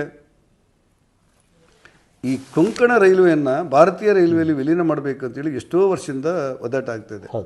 ಜಾರ್ಜ್ ಫರ್ನಾಂಡಿಸ್ ಸುಮಾರು 30-35 ವರ್ಷದ ಹಿಂದೆ ಈ ಕೊಂಕಣ ರೈಲ್ವೆಯನ್ನು ಸ್ಥಾಪನೆ ಮಾಡುವಾಗ ಭಾಳ ಕಷ್ಟಪಟ್ಟಿದ್ರು. ಆ ಕೊಂಕಣ ರೈಲ್ವೆಯನ್ನು ಈಗ ಏನಾಗಿದೆ, ಕೊಂಕಣ ರೈಲ್ವೆಯಲ್ಲಿ ಹಣ ಇಲ್ಲ. ಎಷ್ಟೋ ವರ್ಷಗಳಿಂದ ಇದು ಏಕಪಥದಲ್ಲಿ ಸಾಗ್ತಾ ಇದೆ. ಒಂದೇ ಹೇಳಿ, ಇಲ್ಲಿಂದ ಮಂಗಳೂರಿಂದ ನಿಮ್ಮ ಕಾರವಾರದವರೆಗೆ ಕೂಡ ಒಂದೇ, ಬಾಂಬೆವರೆಗೆ ಕೂಡ ಒಂದೇ ಹೇಳಿ. ಅಲ್ಲೇನೋ 100 ಕಿಲೋಮೀಟ್ರ್ ದ್ವಿಪಥವನ್ನು ಮಾಡಿದ್ದಾರೆ. ಅಲ್ಲಿ ಉಳಿದಿರುವ ಸುಮಾರು 300-400 ಕಿಲೋಮೀಟ್ರ್ ದ್ವಿಪಥ ಆಗಬೇಕು. ಅದಕ್ಕೆ ಸಾವಿರಾರು ಕೋಟಿ ರೂಪಾಯಿ ಬೇಕು. ಕೊಂಕಣ ರೈಲ್ವೆಯಲ್ಲಿ ಹಣ ಇಲ್ಲ, ಸ್ವಾಭಾವಿಕವಾಗಿ ಹಣ ಇಲ್ಲ. ಲಾಭ ಒಂದು ವರ್ಷ ಲಾಸ್ ತೋರಿಸುತ್ತೆ, ಒಂದು ವರ್ಷ ಲಾಭ ತೋರಿಸುತ್ತೆ. ಆ ನಿಗಮ ಮಾಡುವಾಗ ಜಾರ್ಜ್ರವರು ಕರ್ನಾಟಕ, ಕೇರಳ, ಗೋವಾ, ಮಹಾರಾಷ್ಟ್ರ ಈ 4 ಸರ್ಕಾರಗಳ ಸಮನ್ವಯ ಜೊತೆಯಲ್ಲಿ ರೈಲ್ವೆ ಇಲಾಖೆ ಹಣವನ್ನು ಹಾಕಿ ಬಾಂಡ್ಗಳ ಮೂಲಕ ಅದನ್ನು ಮಾಡಿದ್ದಾರೆ. ಈಗ ನಾವು ಕೇಂದ್ರಕ್ಕೆ ನೀವು ಇದನ್ನು ಈ ರೈಲ್ವೆಯನ್ನು ಭಾರತೀಯ ರೈಲ್ವೆಯನ್ನು ವಿಲೀನ ಮಾಡಿ 10,000 ಕೋಟಿ ಹಾಕಿ ನಮಗೆ ದ್ವಿಪಥ ಮಾಡಿಕೊಡಿ, ನಮಗೆ ಒಂದೇ ಭಾರತ್ ಮಾಡಿಕೊಡಿ ಅಂತ ಹೇಳಿದಾಗ ಈ ಏಕಪಥದಲ್ಲಿ ಒತ್ತಡ ಜಾಸ್ತಿ ಆಗ್ತದೆ ಅಂತೇಳಿ ರೈಲ್ವೆ ಇಲಾಖೆಯವರು ರೈಲು ಓಡಿಸ್ಲಿಕ್ಕೆ ಒಪ್ತಾ ಇಲ್ಲ. ಆದರೆ ನಾವು ಅದನ್ನು ವಿಲೀನ ಮಾಡಿ ಅಂತ ಹೇಳಿದ ತಕ್ಷಣ ಕೊಂಕಣ ರೈಲ್ವೆಯವರು ಅದು ಯಾಕೋ ಸಹಕಾರ ಕಡಿಮೆ ಕೊಡ್ತಾ ಇದ್ದಾರೆ. ಈ ರಾಜ್ಯ ಸರ್ಕಾರಗಳು ಸ್ವಲ್ಪ ಮಿಷ ಅನಿಸ್ತವೆ. ಆದರೆ ಮೊನ್ನೆ ಸರ್ಕಾರದ ಪರವಾಗಿ ಕೃಷ್ಣ ಬೈರೇಗೌಡರು ಕೊಟ್ಟ ಉತ್ತರದಲ್ಲಿ, ಕಿರಣ್ ಕೊಡಗಿರು ಕೊಟ್ಟ ಉತ್ತರದಲ್ಲಿ ನಾವು ರೆಡಿ ಇದ್ದೇವೆ, ನಾವು ಪತ್ರ ಬರೆದಿದ್ದೇವೆ, ಅದಕ್ಕೆ ಉತ್ತರ ಕೊಟ್ಟರೆ ನಾವು ರೆಡಿ ಇದ್ದೇವೆ ಅಂತ ಹೇಳಿದ್ದಾರೆ. ಇದೊಂದು ಸ್ವಾಗತಾರ್ಹವಾದ ಬೆಳವಣಿಗೆ, ಗುಣಕ್ಕೆ ಮತ್ಸರ ಪಡುವ ಬೆಳವಣಿಗೆ. ಇನ್ನೊಂದು ಚರ್ಚೆ ಇರುವುದು, ಗೋವಾದವ್ರು ಈಗಾಗಲೇ ಸರೆಂಡರ್ ಮಾಡಿದ್ದಾರೆ, ನೀವು ತಗೊಳ್ಳಿ, ನಾವು ನಮ್ಮ ಶಾರೆ ನಾವು ಬಿಟ್ಕೊಟ್ಟಿದ್ದೇವೆ ಅಂತೇಳಿ. ಕೇರಳದವರು ಸರೆಂಡರ್ ಮಾಡಿದ್ದಾರೆ, ನಾವು ಕೊಡ್ತೇವೆ ಅಂತೇಳಿ. ಕರ್ನಾಟಕದವ್ರು ಕೊಡ್ತಾ ಇದ್ದೇವೆ ಅಂತ ಹೇಳ್ತೇವೆ. ಮಹಾರಾಷ್ಟ್ರದವರು 2 ಬೇಡಿಕೆ ಇಟ್ಟಿದ್ದಾರೆ ಅಂತ ನಂಗೆ ಗೊತ್ತಿಲ್ಲ, ನಂಗೆ ಬಂದ ಸುದ್ದಿ ಪ್ರಕಾರ. ಒಂದು, ಕೊಂಕಣ ರೈಲ್ವೆಯನ್ನು ಉಳಿಸ್ಕೊಳ್ಬೇಕು ಅಂತೇಳಿ, ಅದು ನಮ್ಮ ಸಹಮತ. ಕೊಂಕಣ ರೈಲ್ವೆ ಒಂದು ಒಳ್ಳೆಯ ಹೆಸರು, ಅದು ನಮ್ಮದೇನು ತೊಂದರೆ ಇದೆ. ಅವರು ಸುಮಾರು 1,000 ಕೋಟಿ ರೂಪಾಯಿಯಷ್ಟು ನಮಗೇನು ಕೊಡ್ತೀರಿ, ನಾವು ವಾಪಸ್ ಕೊಡ್ತೀರಿ ಅಂತ ಕೇಳ್ತಾ ಇದ್ದಾರೆ. ಅವ್ರಿಗೆ ಮನವರಿಕೆ ಮಾಡ್ತಾ ಇದ್ದೇವೆ. ಒಟ್ಟಾರೆ ನಾವು 3 ಜನ MP ಗಳು, ನಮ್ಮ ಚೌಟ, ಕಾಗೇರಿ ಮತ್ತು ನಾನು ಒಟ್ಟು ಸೇರಿ ಈ ಕೊಂಕಣ ರೈಲ್ವೆ ವಿಲೀನಕ್ಕೆ ಪ್ರಥಮ ಪ್ರಾಶಸ್ತ್ಯವನ್ನು ಕೊಡುವಂಥ ಪ್ರಯತ್ನ ಮಾಡ್ತಾ ಇದ್ದೇವೆ. ಅದರಿಂದ ಬಹಳ ದೊಡ್ಡ ಬದಲಾವಣೆಗಳು ಆಗುತ್ತೆ. ಮತ್ತೆ ಮುಂದುವರೆದು ಕೊಂಕಣ ರೈಲ್ವೆಗೆ ತಾಂತ್ರಿಕ ಕಾರಣಗಳಿಂದಾಗಿ ಏನಾದರೂ ವಿಳಂಬ ಆಗೋದಿದ್ದರೆ ರೈಲ್ವೆ ಹಳಿಯನ್ನು ದ್ವಿಪಥ ಮಾಡಲಿಕ್ಕೆ ನಿಮಗೇನು ಯಾರು ತಡೆ ಇಲ್ಲ. ಅದಕ್ಕೆ ನಾನು ಅದನ್ನು ಮೊನ್ನೆ ಹೇಳಿದ್ದೀನಿ, ನೀವು ಅದು ಏನು ಮಾಡ್ತೀರೋ ಮಾಡಿ, ನಮಗೇನು ಸಂಬಂಧ ಇಲ್ಲ. ನಾವು ಹೇಳ್ತಾ ಇರೋದು 3 ಜನ ಒಟ್ಟಾಗಿ ಹೇಳ್ತೇವೆ, ನೀವು ಅದಕ್ಕೆ ವಿಲೀನ ಮಾಡಿ ಅಂತೇಳಿ. ವಿಲೀನ ಮಾಡಲಿಕ್ಕೆ ನಿಮ್ಮದೇ ಆದಂಥ ಆಡಳಿತಾತ್ಮಕ ತೊಂದರೆ ಇದ್ದರೆ ಅದು ದ್ವಿಪಥ ಮಾಡಿ, ಒಂದು 10,000 ಕೋಟಿ ಹಾಕಿ ದ್ವಿಪಥ ಮಾಡಿ. ಭಾಳ ವರ್ಷಗಳ ಕಾಲ ನಾವು ಕರಾವಳಿಯವರಿಗೆ ಕಾಲಿಕ್ಕೆ ಆಗೋದಿಲ್ಲ, ನಮಗೂ ಸಮಸ್ಯೆ ಇದೆ, ನಮ್ಮನ್ನು ಜನ ಕೇಳ್ತಾರೆ ಅಂತ ಭಾಳ ಗಟ್ಟಿಯಾಗಿ ಮಾನ್ಯ ಮಂತ್ರಿಗಳ ಜೊತೆಯಲ್ಲಿ ನಾವು ಮಾತಾಡಿದೆವು. ಅಶ್ವಿನಿ ವೈಷ್ಣವರು ಮತ್ತು ಸೋಮಣ್ಣ, ನಾನು ಅವರಿಬ್ಬರಿಗೂ ಧನ್ಯವಾದ ಹೇಳಬೇಕು. ಯಾಕಂದರೆ ನಾವು ಕೇಳಿದಾಗಲೆಲ್ಲ ನಮಗೆ ಸಹಕಾರ ಕೊಟ್ಟಿದ್ದಾರೆ, ಅದರಲ್ಲಿ ಏನು ವಿವಾದಗಳೇ ಇಲ್ಲ. ನಮ್ಮ ಕಾಗೇರಿಯವರು ಹೋಗಲಿ, ನಾನು ಹೋಗಲಿ, ನೀವು ಕೇಳಿದಂಥ ಪ್ರಶ್ನೆಗೆ ಅವರು ಅಲ್ಲೇ ಉತ್ತರ ಕೊಡೋದು ಮಾತ್ರ ಅಲ್ಲ, ಒಂದು ಕುಂಭಮೇಳಕ್ಕೆ ಒಂದು ರೈಲು ಬೇಕು ಅಂತೇಳಿ ನಾನು ಹೇಳಿದೆ, ತಕ್ಷಣ ಮಂಜೂರು ಮಾಡಿ ಇಲ್ಲಿಂದ ರೈಲು ಓಡುವಂಥ ಕೆಲಸ ಆಯಿತು. ತಿರುಪತಿ, ಚಿಕ್ಕಮಗಳೂರಿಂದ ತಿರುಪತಿಗೆ ಹೋಗಲಿಕ್ಕೆ ಒಂದು ಹೊಸ ರೈಲು ಬೇಕು ಅಂತೇಳಿ ಒಂದು ಪ್ರಸ್ತಾಪ ಕೊಟ್ಟೆ, ತಕ್ಷಣ ಅದನ್ನು ಮಂಜೂರು ಮಾಡಿ ತಿರುಪತಿಯಿಂದ ರೈಲು ನೋಡಿಸಿದೆವು. ಅದೇನು ವಾರಕ್ಕೆ 2 ದಿವಸ ಮಾಡ್ತಾರೆ, ಈಗ ಪ್ರಸ್ತಾಪ ರೆಡಿ ಆಗ್ತದೆ. ಹಾಗಾಗಿ ಈ ರೈಲ್ವೆ ಹಳಿಗಳ ಜೋಡಣೆ, ರೈಲ್ವೆ ಅಭಿವೃದ್ಧಿ, ನಾವು ಶೃಂಗೇರಿ ಮೂಲಕ ಮತ್ತೆ ಅದನ್ನು ಮುಂದುವರಿಸೋದು ಹೇಗೆ, ಇದ್ರ ಬಗ್ಗೆ ನಾವು ಮಾಡ್ತಾ ಇದ್ದೇವೆ. ನಮ್ಗೆ ಒಳ್ಳೆಯ ಸಹಕಾರಗಳನ್ನು ಕೊಟ್ಟಿದ್ದಾರೆ. ಅದ್ರ ಮಧ್ಯೆಯಲ್ಲೂ ಕೂಡ ಈ ಕರಾವಳಿ ಪ್ರದೇಶಕ್ಕೆ ಮತ್ತು ಮಲೆನಾಡು ಪ್ರದೇಶಕ್ಕೆ ರೈಲ್ವೆಗಳ ಯೋಜನೆ ಹೆಚ್ಚಾಗಬೇಕು ಅನ್ನೋ ನಮ್ಮ ವಾದ ಏನಿದೆ, ಅದಕ್ಕೆ ಅವ್ರು ಸಹಕಾರ ಕೊಡ್ತಾರೆ ಅನಿಸುತ್ತೆ. ನಾವು ಒಂದು ಪಟ್ಟು ಹಿಡಿದು ಮುಂದುವರಿಸ್ತೇವೆ. ಓಕೆ ಸರ್, ಅದರ ಜೊತೆಯಲ್ಲಿ ಈಗ ಒಬ್ಬರು ನವೀನ್ ತಿಳಿದ ಮಟ್ಟಿಗೆ ಒಬ್ಬರು ಶಾಸಕರಾದವರಿಗೂ ಕೂಡ ಹೆಚ್ಚಿನ ಕಾರ್ಯಕ್ರಮಗಳಿಗೆ ಭಾಗವಹಿಸೋಕ್ಕಾಗಲ್ಲ. ಅಂಥದ್ರಲ್ಲಿ ಒಬ್ಬರು ಸಂಸದರಾಗಿ ನಿಮಗೆ 8 ವಿಧಾನಸಭಾ ಕ್ಷೇತ್ರಗಳು ಬರುತ್ತೆ. ಒಂದು ಬಹುಶಃ ರಾಜ್ಯದಲ್ಲೇ ಒಂದು ವಿಶೇಷವಾಗಿರುವಂಥದ್ದು ಉಡುಪಿ ಚಿಕ್ಕಮಗಳೂರು. ಒಂದು ಸಂಪೂರ್ಣವಾಗಿ ಮಲೆನಾಡು ಭಾಗ 4 ವಿಧಾನಸಭಾ ಕ್ಷೇತ್ರ, ಇನ್ನು ಸಂಪೂರ್ಣವಾಗಿ ಕರಾವಳಿ ಭಾಗದ 4 ವಿಧಾನಸಭಾ ಕ್ಷೇತ್ರ. ರಸ್ತೆಗಳ ಸಮಸ್ಯೆ ಆಗಿರ್ಬೋದು, ಹಲವಾರು ಸಮಸ್ಯೆಗಳಾದರೂ ಕೂಡ ಕೋಟ ಶ್ರೀನಿವಾಸ ಪೂಜಾರಿ ಅವರು MP ಆದ ನಂತರ ಅವರು ಒಬ್ಬರು MP ಅವರು ಈ ರೀತಿಯಾಗಿ ಮಲೆನಾಡು ಕರಾವಳಿ ಭಾಗದಲ್ಲಿ ಓಡಾಡ್ತಾರೆ ಅಂತ ತೋರಿಸ್ಕೊಟ್ಟಿರುವಂಥದ್ದು ಕೋಟ ಶ್ರೀನಿವಾಸ ಪೂಜಾರಿಯವರು. ಇದು ವೈಯಕ್ತಿಕವಾಗಿ ನಾನು ನೋಡಿರುವಂಥದ್ದು. ಯಾಕಂದರೆ ಪ್ರತಿಯೊಂದು ಕಾರ್ಯಕ್ರಮಗಳಾಗಿರ್ಬೋದು, ಧಾರ್ಮಿಕ ಕಾರ್ಯಕ್ರಮಗಳಾಗಿರ್ಬೋದು, ಸಾಂಸ್ಕೃತಿಕ ಕಾರ್ಯಕ್ರಮಗಳಾಗಿರ್ಬೋದು, ಅಥವಾ ಬೇರೆ ಬೇರೆ ಸಮಸ್ಯೆಗಳಾದ ಸಂದರ್ಭದಲ್ಲಿ ಎಲ್ಲ ಕಡೆಗೂ ನೀವು ವಿಸಿಟನ್ನು ಮಾಡ್ತಾ ಇದ್ದೀರಾ. ಈ ರೀತಿಯಾಗಿ ವಿಸಿಟ್ ಮಾಡೋಕ್ಕೆ ಹೇಗೆ ಸಾಧ್ಯ ಆಗುತ್ತೆ? ವಿಸಿಟ್ ಮಾಡದಿದ್ರೆ ಏನಾಗುತ್ತೆ ಅಂದರೆ, ಈಗ ನಾವೆಲ್ಲ ಸಾರ್ವಜನಿಕ ಜೀವನದಲ್ಲಿ MP ಆಗ್ತೇವೆ ಅನ್ನೋಂಥ ಕನಸನ್ನು ಕಾಮಶಕ್ತಿ ಅಲ್ಲದೆ ಇದ್ದವರು. ಇಲ್ಲಿ 92ರಲ್ಲಿ ನಾನು ಗ್ರಾಮ ಪಂಚಾಯತ್ ಮೆಂಬರ್ ಆಗಿದ್ದೆ. ಹೌದು, ಆಗ ನನ್ನ ಜೀವನದ ಒಂದು ಸಾರ್ಥಕ ಕ್ಷಣ, ನಾನು ಗ್ರಾಮ ಪಂಚಾಯತ್ ಮೆಂಬರ್ ಆಗಿದ್ದೆ ಅಂತೇಳಿ. ಬೇರೆ ಕಾರಣಕ್ಕೆ ಡಾಕ್ಟರ್ ಆಚಾರ್ಯ ಹೇಳಿದರು, ಆ ಗ್ರಾಮ ಪಂಚಾಯತ್ ಅವಧಿ ಮುಗಿಯೋ ಮುಂಚೆ ನೀನು ತಾಲೂಕು ಪಂಚಾಯತ್ ನಿಲ್ಲಬೇಕು ಅಂತ ಹೇಳಿದರು. ಆವಾಗ ನಮ್ಮ ಪಾರ್ಟಿಯು ತುಂಬ ಕಠಿಣ ಇತ್ತು, ಅಭ್ಯರ್ಥಿಗಳಿರಲಿಲ್ಲ. ಆಗ ನಂಗೆ ತಾಲೂಕು ಪಂಚಾಯತಲ್ಲಿ ನನಗೆ ಅವಕಾಶಗಳಾಯಿತು. ಮತ್ತೆ ನನ್ನ ಹಿರಿಯರು ಇಲ್ಲ, ಜಿಲ್ಲಾ ಪಂಚಾಯತಿ ಮೀಸಲಾತಿ ಬಂದಿದೆ, ನೀನು ನಿಲ್ಲಬೇಕಾಗ್ತದೆ ಅಂತ ಹೇಳಿದರು. ಮತ್ತೆ ನೀನು ನಿಂತೆ. ಆ ಜಿಲ್ಲಾ ಪಂಚಾಯತಿನ ಅವಧಿ ಪೂರ್ಣ ಆಗುವ ಮುಂಚೆ ನನ್ನ MLA ಚುನಾವಣೆಗೆ ಸ್ಪರ್ಧೆ ಮಾಡಲಿಕ್ಕೆ ಅವಕಾಶ ಮಾಡಿಕೊಟ್ರು. ಆವಾಗ ನನ್ನ ಹತ್ರ ಏನೂ ಇರಲಿಲ್ಲ, ಎಲ್ಲ ಪಾರ್ಟಿ ನೋಡ್ಕೊಳ್ಳಿತ್ತು. ನಂತರ 2008ರಲ್ಲಿ ಜಿಲ್ಲಾ ಪಂಚಾಯತ್ ಇರುವಾಗಲೇ ವಿಧಾನ ಪರಿಷತ್ತಿನ ಉಪಚುನಾವಣೆಯಲ್ಲಿ ನನಗೆ ಅವಕಾಶ ಕೊಟ್ಟಾಗ ನಾನು ಪಾರ್ಟಿ ಮೂಲಕ MLC ಆದೆ. ಕೋಟ ಶ್ರೀನಿವಾಸ ಪೂಜಾರಿ ಅಂತ ಒಬ್ಬ ಸಾಮಾನ್ಯ ಗ್ರಾಮ ಪಂಚಾಯತ್ ಸದಸ್ಯ ವಿಧಾನಸೌಧದಲ್ಲಿ MLC ಆಗಿ ವಿಧಾನಸೌಧಕ್ಕೆ ಪ್ರವೇಶ ಮಾಡ್ತೇನೆ ಅಂತ ಹೇಳುವಂಥ ಕನಸು ನಂಗೆ ನೋಡಲಿಕ್ಕೆ ಆಗ ಇರಲಿಲ್ಲ, ಅವಕಾಶಗಳಿರಲಿಲ್ಲ. ನಾನು 4 ಸರ್ತಿ MLC ಆದೆ, 4 ಸರ್ತಿ. ಒಂದು ಟರ್ಮಿಗೆ 6 ವರ್ಷ. 3 ಸರಿ ಸಚಿವರು ಕೂಡ ಆಗ್ತೀರಾ? 3 ಸರಿ ಮಂತ್ರಿ ಆದೆ, 2 ಸರ್ತಿ ವಿರೋಧ ಪಕ್ಷ ನಾಯಕನಾದೆ. ಮೊನ್ನೆ ನಾನು ಕೇಳಿದ್ದೇನೋ ಬಿಟ್ಟಿದ್ದೇನೋ ಚರ್ಚೆ ನಾನು ಅಲ್ಲ, ಈ ಚುನಾವಣೆ ನೀನು ನಿಲ್ಲಬೇಕು ಚಿಕ್ಕಮಗಳೂರು ಉಡುಪಿಗೆ ಅಂತ ಹೇಳುವಂಥ ಪಾರ್ಟಿ ಆದೇಶಗಳು ಬಂತು. ಆಗ ನನಗೆ ಪಾರ್ಟಿ ಎಲ್ಲ ಖರ್ಚುಗಳನ್ನು ಹೆಚ್ಚು ಕಡಿಮೆ ಪಾರ್ಟಿ ನೋಡ್ಕೊಂಡಿತ್ತು. ಈ ಗೆದ್ದ ಮೇಲೆ ನಾವು ಹಾಗಾಯ್ತು ಹೀಗಾಯ್ತು ಅಂತ ಹೇಳ್ಬಾರ್ದು, ಎಲ್ಲ ಖರ್ಚುಗಳನ್ನು ಪಾರ್ಟಿಯೇ ನೋಡ್ಕೊಂಡಿತ್ತು. ನನ್ನನ್ನು 2 ಜಿಲ್ಲೆಗಳ ಜಿಲ್ಲಾಧ್ಯಕ್ಷರು ತಾವು ಎದುರು ನಿಂತು ನನ್ನ ಕೆಲಸಗಳನ್ನು ಮಾಡಿ ಚುನಾವಣೆಯಲ್ಲಿ ಕೆಲಸ ಮಾಡಿದರು. ನನಗೆ ಇಲ್ಲಿ ನನ್ನ ಸಂಪರ್ಕ ಇರೋ ಜಿಲ್ಲೆ, ನಾನು ಮಂತ್ರಿಯಾಗಿ ಓಡಾಟ ಮಾಡಿದಂಥ ಜಿಲ್ಲೆ ಇದು. ಆದರೆ ಚಿಕ್ಕಮಗಳೂರಲ್ಲಿ, ಶೃಂಗೇರಿಯಲ್ಲಿ, ತರೀಕೆರೆಯಲ್ಲಿ, ಮೂಡಿಗೆರೆಯಲ್ಲಿ, ಚಿಕ್ಕಮಗಳೂರಲ್ಲಿ ನನ್ನ ಸಂಪರ್ಕ ಇರಲಿಲ್ಲ. ನನಗೆ ಅಲ್ಲೆಲ್ಲ ಒಂದು ಸರ್ತಿ ಎಲ್ಲ IB ಬಂದು ಹೋಗಿರ್ಬೋದು. ನಾನು ಬಹುಶಃ ಅಲ್ಲಿ ನಂಗೆ ಮತ್ತೆ ಕಡಿಮೆ ಬರ್ತದೆ ಅಂತ ನಾನು ಅಂದ್ಕೊಂಡಿದ್ದೆ. ಯಾಕಂದರೆ ಎಲ್ಲ ವಿಧಾನಸಭಾ ಕ್ಷೇತ್ರಗಳಲ್ಲೂ ನಿಮ್ಗೆ ಅತಿ ಹೆಚ್ಚಿನ ಲೀಡ್ ಬಂದಿರ್ಬೋದು. ಹೌದು, ಯಾವ ಕಾರಣಕ್ಕೂ ಮೋದಿ ಪ್ರಧಾನಿ ಆಗಬೇಕು ಅನ್ನೋದು ಹಿಂದುತ್ವವು ಸೇರಿದಂತೆ ಸಂಘ ಪರಿವಾರ, ಪಾರ್ಟಿ ವಿಚಾರ ಎಲ್ಲ ಒಡಸೇರಿ ಶ್ರೀನಿವಾಸ ಪೂಜಾರಿ ಆಗಿರೋ ಭಾಳ ದೊಡ್ಡ ಮಟ್ಟದಲ್ಲಿ ಆಗಿದೆ. ಈ ಸಂದರ್ಭದಲ್ಲಿ ನಮಗೆ ಋಣಾದರೂ ತೀರಿಸ್ಬೇಕಲ್ಲ. ಯಾವುದೊಂದು ಹುಡುಗಿ ಅಮೇರಿಕದ ಬರ್ತಾಳೆ, ಬಂದು ಹೇಳ್ತಾಳೆ ಚಿಕ್ಕಮಗಳೂರಲ್ಲಿ, ಸರ್ ನೀವು ಯಾರಂತ ನಂಗೆ ಗೊತ್ತಿಲ್ಲ, ನಂಗೆ ಮೋದಿ ಬೇಕು ಅನ್ನೋ ಕಾರಣಕ್ಕೆ ನಾನು ಅಮೇರಿಕದ ಮುಂದೆ ಓಟ್ ಹಾಕಿದ್ದೇನೆ ಅಂತ ಹೇಳ್ತಾಳೆ. ಅವಳ ಮನಸ್ಸೊಳಗೆ ಮೋದಿ ಅಂತೆ ಕೆಲಸ ಮಾಡಬೇಕು ಅಂತ ಅಷ್ಟು ನಮ್ಮ ಶಕ್ತಿ ಇಲ್ಲದೆ ಇರ್ಬೋದು. ಆದರೆ ಅಪಾದನೆಗಳು ಬರಬಾರ್ದಲ್ಲ ಅನ್ನೋ ಕಾರಣಕ್ಕೆ ನನ್ನ ಮಿತಿಯೊಳಗೆ ನಾನು ಕೆಲಸ ಮಾಡ್ತಾಯಿದ್ದೆ. ಅನುಭವದ ಕೊರತೆ ಇರ್ಬೋದು, ನನ್ನ MP ಪ್ರಥಮ ಬಾರಿ ಆದ್ದರಿಂದ ನನಗೆ ಅನುಭವದ ಕೊರತೆ ಇರ್ಬೋದು. ಯಾರ ಹತ್ರ ಕೇಳಿದ್ರೆ ನಮ್ಗೆ ಅನುಭವ ಹೇಳ್ತಾರೆ, ನಮಗೇನು ತೊಂದರೆ ಆಗಲಿಕ್ಕಿಲ್ಲ ಅದರಲ್ಲಿ. ಎಲ್ಲಕ್ಕಿಂತ ಹೆಚ್ಚಾಗಿ BSNL ಸಮಸ್ಯೆ. ಯಾಕಂದರೆ ನಾನು ಕೂಡ ನೋಡಿದ ಹಾಗೆ ಕೋಟ ಶ್ರೀನಿವಾಸ ಪೂಜಾರಿ ಅವರು ಸಂಸದರಾದ ತಕ್ಷಣ ಕೂಡಲೇ ಕೈಗೆತ್ಕೊಂಡಂತಹ ಅತಿ ದೊಡ್ಡ ಒಂದು ಸಮಸ್ಯೆನ ಕೈಗೆತ್ಕೊಂಡು ಅದನ್ನ ಪರಿಹರಿಸುವ ನಿಟ್ಟಿನಲ್ಲಿ ನೀವು BSNL ಸಮಸ್ಯೆನ ಕೈಗೊಳ್ಕೊಳ್ತೀರಾ. ಚಿಕ್ಕಮಗಳೂರಿಗೆ ಹೈಯೆಸ್ಟ್ ಆದ ಇದನ್ನು ಕೂಡ ನೀವು ನೀಡಿರುವಂಥ. ಏನಂದ್ರೆ ಇಲ್ಲಿವರೆಗೆ ಕರ್ನಾಟಕ ಕೊಟ್ಟದಕ್ಕಿಂತ ಜಾಸ್ತಿ ಭೇಟಿ ಚಿಕ್ಕಮಗಳೂರಿಗೆ ಕೊಟ್ಟಿದೆ. ಕರೆಕ್ಟ್. ನಿನ್ನೆಲ್ಲ ಮೊನ್ನೆ ಕೇಂದ್ರ ಕಾಫಿ ಬೆಳೆಗಾರರ ಸಮಾವೇಶ ಆಯ್ತಲ್ಲ, ಹೌದು. ಅದಕ್ಕೆ 3 ದಿವಸ ಮೊದಲು 116 ಹೊಸ ಟವರ್ ಮಾಡಿದ್ದಾರೆ, ಮಂಜೂರು ಮಾಡಿದ್ದಾರೆ 116. ಅದೆಲ್ಲವೂ ಇನ್ನೊಂದು 6 ತಿಂಗಳೊಳಗೆ ಶಿಫ್ಟ್ ಆಗಬೇಕು. ಕರೆಕ್ಟ್. ಇದೆಲ್ಲವೂ ಶಿಫ್ಟ್ ಆದರೆ ನಾವು ಏರ್ಟೆಲ್ನ ಮೀರಿ ಹೋಗ್ತೇವೆ. ಕರೆಕ್ಟ್. ಇನ್ನೂ ಒಂದು 100 ಬೇಕಂದ್ರೆ ಅದನ್ನು ಕೊಡ್ತೇವೆ, ಇರುತ್ತೇನೆ, ಇಲ್ಲ ಅಂತ ಹೇಳಿಲ್ಲ. ಈಗ 4G ಇರುವಾಗ 4 ಕಿಲೋಮೀಟರ್ವರೆಗೆ ಬರ್ತಾ ಇತ್ತು. ಕರೆಕ್ಟ್. 2G ಬಂದಾಗ ಅದು 1.5-2.5 ಕಿಲೋಮೀಟರ್, 2G ಬಂದಾಗ 4 ಕಿಲೋಮೀಟರ್ವರೆಗೆ ವಿಸ್ತರಣೆ ಇತ್ತು. 4G ಬಂದಾಗ ಅದು 2 ಕಿಲೋಮೀಟರ್ ಬಂದ್ಬಿಡುತ್ತೆ. ಆವಾಗ ಕೆಲವರು ಆ 2G ಫೋನ್ ಇಟ್ಕೊಂಡು 4G ಬರಲ್ಲ ಅಂತ ಗಲಾಟೆ ಮಾಡುವವರು ಇದ್ದಾರೆ, ಅವರು ಇದ್ದಾರೆ, ಮತ್ತು ಭಾರತದ ಸಮಸ್ಯೆ ಇದ್ದವರು ಇದ್ದಾರೆ. ಅದರಲ್ಲಿ ಏನು ವಾದ ಇಲ್ಲ. 8 ಜನ BSNL ನಾಮನಿರ್ದೇಶಿತ ಸದಸ್ಯರಾಗಿ ಮಾಡಿದ್ದೆ. ಅವ್ರಿಗೆ ಒಂದು ಅರ್ಧ ಟೀ ಕೂಡ ಇಲ್ಲ. ಅವರೊಬ್ಬ ಸರ್ಕಾರಿ ನೌಕರಿಗಿಂತ ಹೆಚ್ಚು ಕೆಲಸ ಮಾಡ್ತಾರೆ, ಆಯ್ಕೆ ಮಾಡಿ ಅವ್ರು ಓಡಾಟ ಮಾಡ್ತಾರೆ. ನಮ್ದು ಈ 116 ಶಿಫ್ಟ್ ಆದರೆ ಮತ್ತು ಮೊದಲೊಂದು 22ರಲ್ಲಿ ಒಂದು 6-7 ಮತ್ತೆ ಶಿಫ್ಟ್ ಆಗಲಿಕ್ಕೆ ಉಂಟು. ಅದೆಲ್ಲೂ ಅಳವಡಿಕೆ ಆದರೆ ನಾವು ಒಂದು 10 ಹೆಜ್ಜೆ ಮುಂದೆ ಹೋಗ್ತೇವೆ. ಏರ್ಟೆಲ್ಲಿಗೆ ಕೊಡ್ತೇವೆ, ಇನ್ನೊಂದು 100 ಟವರ್ ನಮ್ದು ಹಾಕಿದರೆ ಮತ್ತೆ ಕೇಳೋರಿಲ್ಲ ನಮಗೆ.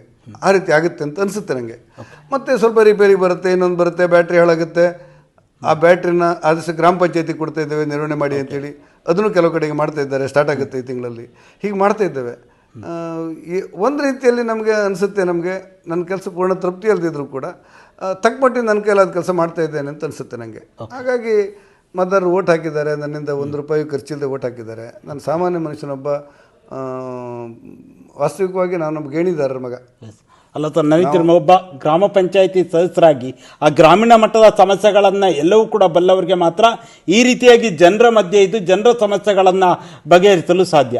ಬಹುಶಃ ಕೋಟ ಶ್ರೀನಿವಾಸ ಪೂಜಾರಿ ಅವರು ಮೊದಲಾಗಿ 1992ರಲ್ಲೇನೋ ಗ್ರಾಮ ಪಂಚಾಯತ್ ಸದಸ್ಯರಾಗಿದ್ರಿ. ಆ ಹಿನ್ನೆಲೆಯಲ್ಲಿ ಬಹುತೇಕ ಈ ಮಟ್ಟದಲ್ಲಿ ಜನರ ನಡುವೆ ಇರಲು ಸಾಧ್ಯ ಆಯಿತಾ? ಅಲ್ಲ, ಅದು ಅದೇನಿಲ್ಲ. ನಾನು ಗ್ರಾಮ ಪಂಚಾಯತ್ ಮೆಂಬರ್ ಆಗಿ, ತಾಲೂಕು ಮೆಂಬರ್ ಆಗಿ, ಜಿಲ್ಲಾ ಪಂಚಾಯತ್ ಮೆಂಬರ್ ಆಗಿ ಸಾಮಾನ್ಯ ಜನರ ಕೆಲಸಗಳನ್ನು ಮಾಡಿಕೊಂಡೇ ಇದ್ದವನು. ನನ್ನಂಥ ಸಾಮಾನ್ಯನೊಬ್ಬ ನರೇಂದ್ರ ಮೋದಿಯವರ ಪ್ರಧಾನಿ ಆಗಿದ್ದ ಸಂದರ್ಭದಲ್ಲಿ ಅವರ ಸಹಪಂಕ್ತಿಯಲ್ಲಿ, ಅಂದರೆ ಸಹಸದನದಲ್ಲಿ ಕೂತ್ಕೊಳ್ಳುವಂಥ ಶಕ್ತಿ ದೇವರು ಕೊಡ್ತಾನೆ ಅಂತ ನಮ್ಗೆ ಅನಿಸಿರಲಿಲ್ಲ. ಹಾಗೆ ಇದ್ದ ಅವಕಾಶವನ್ನು ನಮ್ಮ ಎತ್ತಿಯೊಳಗೆ ಪ್ರಚಾರಕ್ಕಿಂತಲೂ ಹೆಚ್ಚಾಗಿ ಕೆಲಸ ಮಾಡಬೇಕು ಅಂತ ನಾನು ಹೊರಟಿದ್ದೆ. ಅದರಲ್ಲೂ ಪ್ರಮುಖವಾಗಿ ನಾನು ನೋಡಿದ ಪೈಕಿ 2-3 ಬಾರಿ ನೋಡಿರುವಂಥದ್ದು ಅದು MP ಚುನಾವಣೆ ಟೈಮ್, ಅದಕ್ಕೂ ಮೊದಲು ಇತ್ತೀಚೆಗೆ ಬಂದ ಸಂದರ್ಭದಲ್ಲೂ ಕೂಡ ಕೋಟ ಶ್ರೀನಿವಾಸ ಪೂಜಾರಿ ಅವರಿಗೆ ಪದೇ ನರೇಂದ್ರ ಮೋದಿಯವರು ಬೆನ್ನು ತಟ್ಟಿ ಒಂದು ಪ್ರೋತ್ಸಾಹಿಸುವ ಕೆಲಸವನ್ನು ಮಾಡ್ತಾ ಇದ್ದಾರೆ. ಈ ಒಂದು ವಿಚಾರ ಎಲ್ಲ ಕಡೆ ಬಹಳ ದೊಡ್ಡ ಸದ್ದನ್ನು ಕೂಡ ಮಾಡುತ್ತೆ. ಏನು ಸರ್ ಆ ಒಂದು ಬಾಂಧವ್ಯ? ಸಾಮಾನ್ಯ ಈ ಪ್ರಧಾನಮಂತ್ರಿಯವರ ಮಾನಸಿಕತೆ ಹೇಗೆಂದರೆ, ಅವರು ಎಲ್ಲರನ್ನೂ ಸಮಾನವಾಗಿ ಪ್ರೀತಿಸ್ತಾರೆ. ಕರೆಕ್ಟ್. ಎಲ್ರಿಗೂ ಸಮಾನವಾದ ಗೌರವ ಕೊಡ್ತಾರೆ. ಈ ಸ್ವಲ್ಪ ಈ ಪಾಪದವ್ರನ್ನ ಕಂಡ್ರೆ ಜಾಸ್ತಿ ಪ್ರೀತಿ ಅಂತ ನಂಗೆ ಅನಿಸೋದು. ಯಾಕಂದರೆ ನಾನೇ ಪಾಪದವ ಅಂತ ಹೇಳ್ಕೊಂಡಂತ ನೀವು ತಿಳ್ಕೊಳ್ಬೇಡಿ, ಹಾಗೆ ಅನಿಸೋದು ನನಗೆ. ಅದಕ್ಕೋಸ್ಕರ ಪ್ರೀತಿಯಿಂದ ಇಲ್ಲಿ ಬುಡ್ಬಿ ಬಂದಾಗ ಬೆಂತಟ್ಟಿ ಹೋಗ್ತಾರೆ, ಅದೆಲ್ಲ ಶಿವಮೊಗ್ಗದಲ್ಲಿ ಬಂದಾಗ ಕೈಕುಲ್ಕಿ ಹೋಗ್ತಾರೆ, ಅವ್ರ ಮನೆಗೆ ಊಟಕ್ಕೆ ಕರೆದಾಗ ಹೇಗಿದ್ದಿ ಅಂತ ಕೇಳ್ತಾರೆ. ನಮ್ಮದೇ ಕರ್ನಾಟಕದಲ್ಲಿರುವಂಥ ಎಲ್ಲ ಲೋಕಸಭಾ ಸದಸ್ಯರನ್ನ ಕೈಸೇ ಪೂಜಾರಿ ಅಂತ ಹೇಳ್ತಾರೆ. ಇದೆಲ್ಲ ಒಂದು ರೀತಿ ಖುಷಿ ಕೊಡೋದು ನಮ್ಮ ಜೀವನದಲ್ಲಿ, ಒಂದು ಸಾರ್ಥಕತೆ ಕ್ಷಣ ಅಂತೇಳಿ.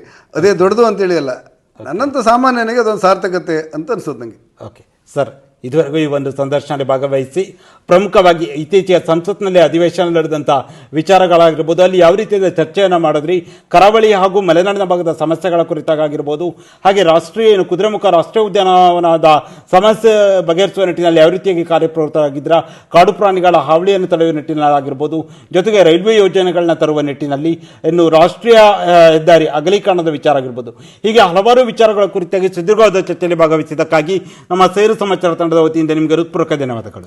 Thank you. ನೋಡಿದ್ರಲ್ಲ ವೀಕ್ಷಕರೇ, ಇದು ಉಡುಪಿ ಚಿಕ್ಕಮಗಳೂರು ಲೋಕಸಭಾ ಕ್ಷೇತ್ರದ ಸಂಸದರಾಗಿರುವಂತಹ ಶ್ರೀಯುತ ಕೋಟ ಶ್ರೀನಿವಾಸ ಪೂಜಾರಿ ಅವರ ಜೊತೆಗೆ ವಿಶೇಷ ಸಂದರ್ಶನ. ಮುಂದಿನ ವಾರ ಇನ್ನೊಬ್ಬ ವಿಶೇಷ ಅತಿಥಿಯ ಜೊತೆ ನಿಮ್ಮ ಮುಂದೆ ಬರುತ್ತೇನೆ. ನಮಸ್ಕಾರ.